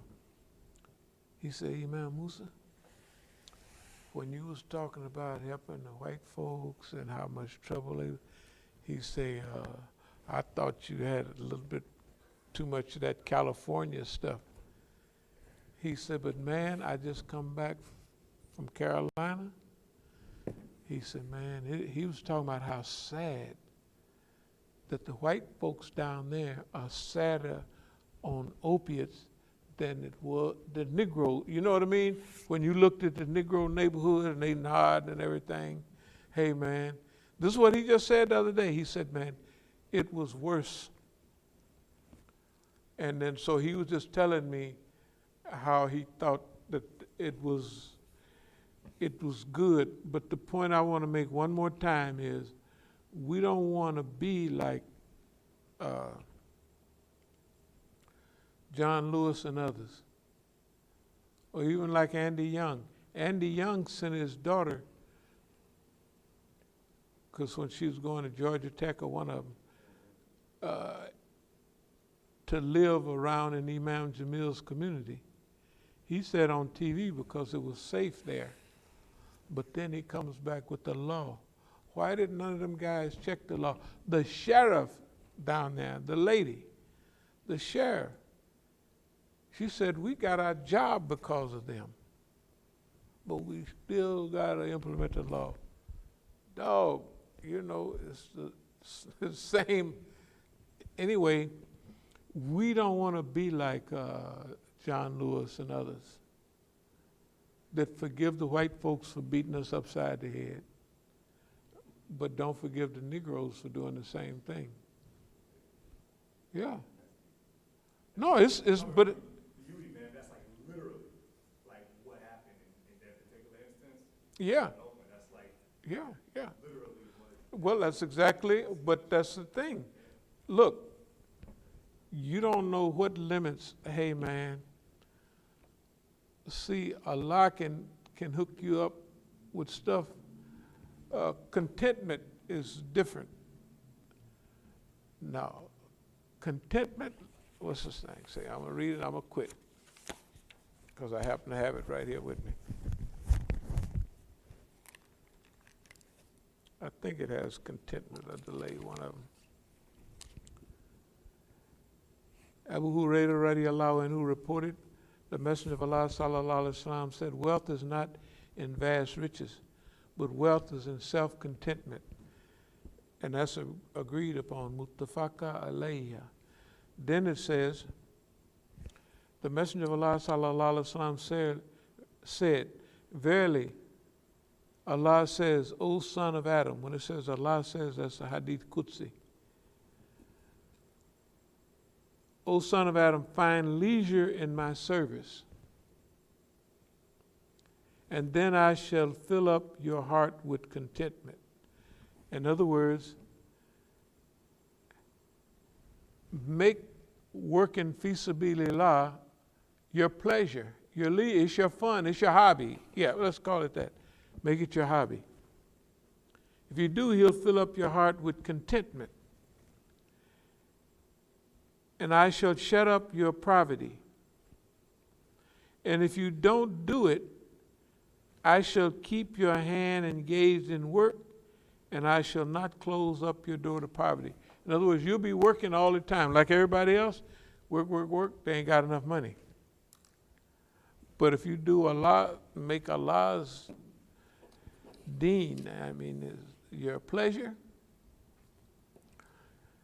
He gonna give you self-contentment. When you got contentment, you got it, because you can't go by contentment nowhere. You just can't buy it. That is a big deal. That's what I never had before. I never had it. The closer we get to now, the more of that I had. But right now, I know what it is. I know it, and been knowing for the last, I don't know, decade, something like that. But the closer we get to today, the better I've been feeling about everything. And self-contentment means you be working, and it ain't gonna close the door to your poverty. In other words, you'll be making more money, but you ain't got enough money. You're never gonna get enough. That's what it means. But if you make Allah's work your pleasure, your leisure, your hobby, He gonna close up the door to poverty, because you will never be poor because you got contentment. So you're all right. Any more questions or comments? One more question. Yes, yes. And I hope I'll make sense. Yeah? As you know, the shootings of Chicago has really, really risen. I'm thinking, because I was looking at the history of Chicago, I'm thinking that the killing of Fred Hampton, Mm-hmm. I think that was a root to everything. It all linked up to him. The killing of him, just Chicago Just out loosen. for years and years and years, and this is the result of it. Okay. That's what Chicago is a gang city. But you notice the first part of those demonstrations, you didn't hear nothing about shootings in Chicago. After that, after the 4th of July, everybody, the president and everybody else in his cabinet is sad because of all the black people who are shooting each other all of a sudden in all of those cities, when you didn't hear nothing about it before. It must have been a moratorium. What does that mean? If they want to stop black on black killing each other, first they have to get rid of the problem. The problem is drugs. When drugs came to our cities, that's when black on black crime just exploded. The farther you go back in the black community, you go back to 1 or 2 blacks per year, or every now and then getting killed. In the South, you got more blacks getting killed. Down in the South, because it was not a felony. If you killed a black man down south, just a few years ago, because I asked my father in 1984, I said, Dad, is it true that if you was in the state penitentiary, if the white boss had been overseas somewhere and he come back and you was in jail, his nigga was in jail, he could come up to the state penitentiary and get you out? Was it like that then? He said, you can still do it. It's what he's talking about in 84, you can still do it. Because, no, if a black killed another black, it was a misdemeanor, unless they just want to keep you on a chain gang forever. It was not a big crime. So your angel, as they used to call him, your white man, he could come down and let that nigga out of, come on out of there, nigga. He could, yeah, that was the rule. And it wasn't long ago that it stopped being the rule. You're in one of them little towns and what have you, and the white man, you didn't have to do no jail time and all that stuff. So no, the killings in Chicago, I think they're like the killings at all these little schools. Kill all the little children and take the Second Amendment back. To go in there and take the, whatever it is, federal department. No, I don't think, we discuss that here all the time, that it's not our belief. They had the killing right over there at the shipyard. What was that, the Navy Yard? The guy in the Navy Yard was telling the FBI up somewhere, I'm having these hearing people telling me to kill this son. If I went to them, telling they'd put me in the penitentiary, but they didn't do nothing to him, right? They wanted it to happen. The way the government works is, if they want something, like for instance, we have to have a Pearl Harbor event in order for us to get certain laws that we want. Patriot Act and all that. So they have a Pearl Harbor event. 9/11. They have 9/11. We haven't seen anything like that lately because they got all the laws they want. So it's back to Negro killing Negro. They manipulate. Look how easy it is. If they got a jailhouse full of Negroes and they say, we'll let you go, and then now when we give you the thing, we want you to settle all your scores. And they'll go settle all their scores because nothing's going to happen to them, right? And remember, they talking about getting rid of the police or defunding the police, right? So the police is going to do something to make sure you can't get rid of them. That's what they do. That's the way life is in America. That's the way they do it, you know. And we predicted it a lot, but for it to keep coming out like that, it has to be some substance to it. Any more questions or comments? Okay, alhamdulillah. What time is it?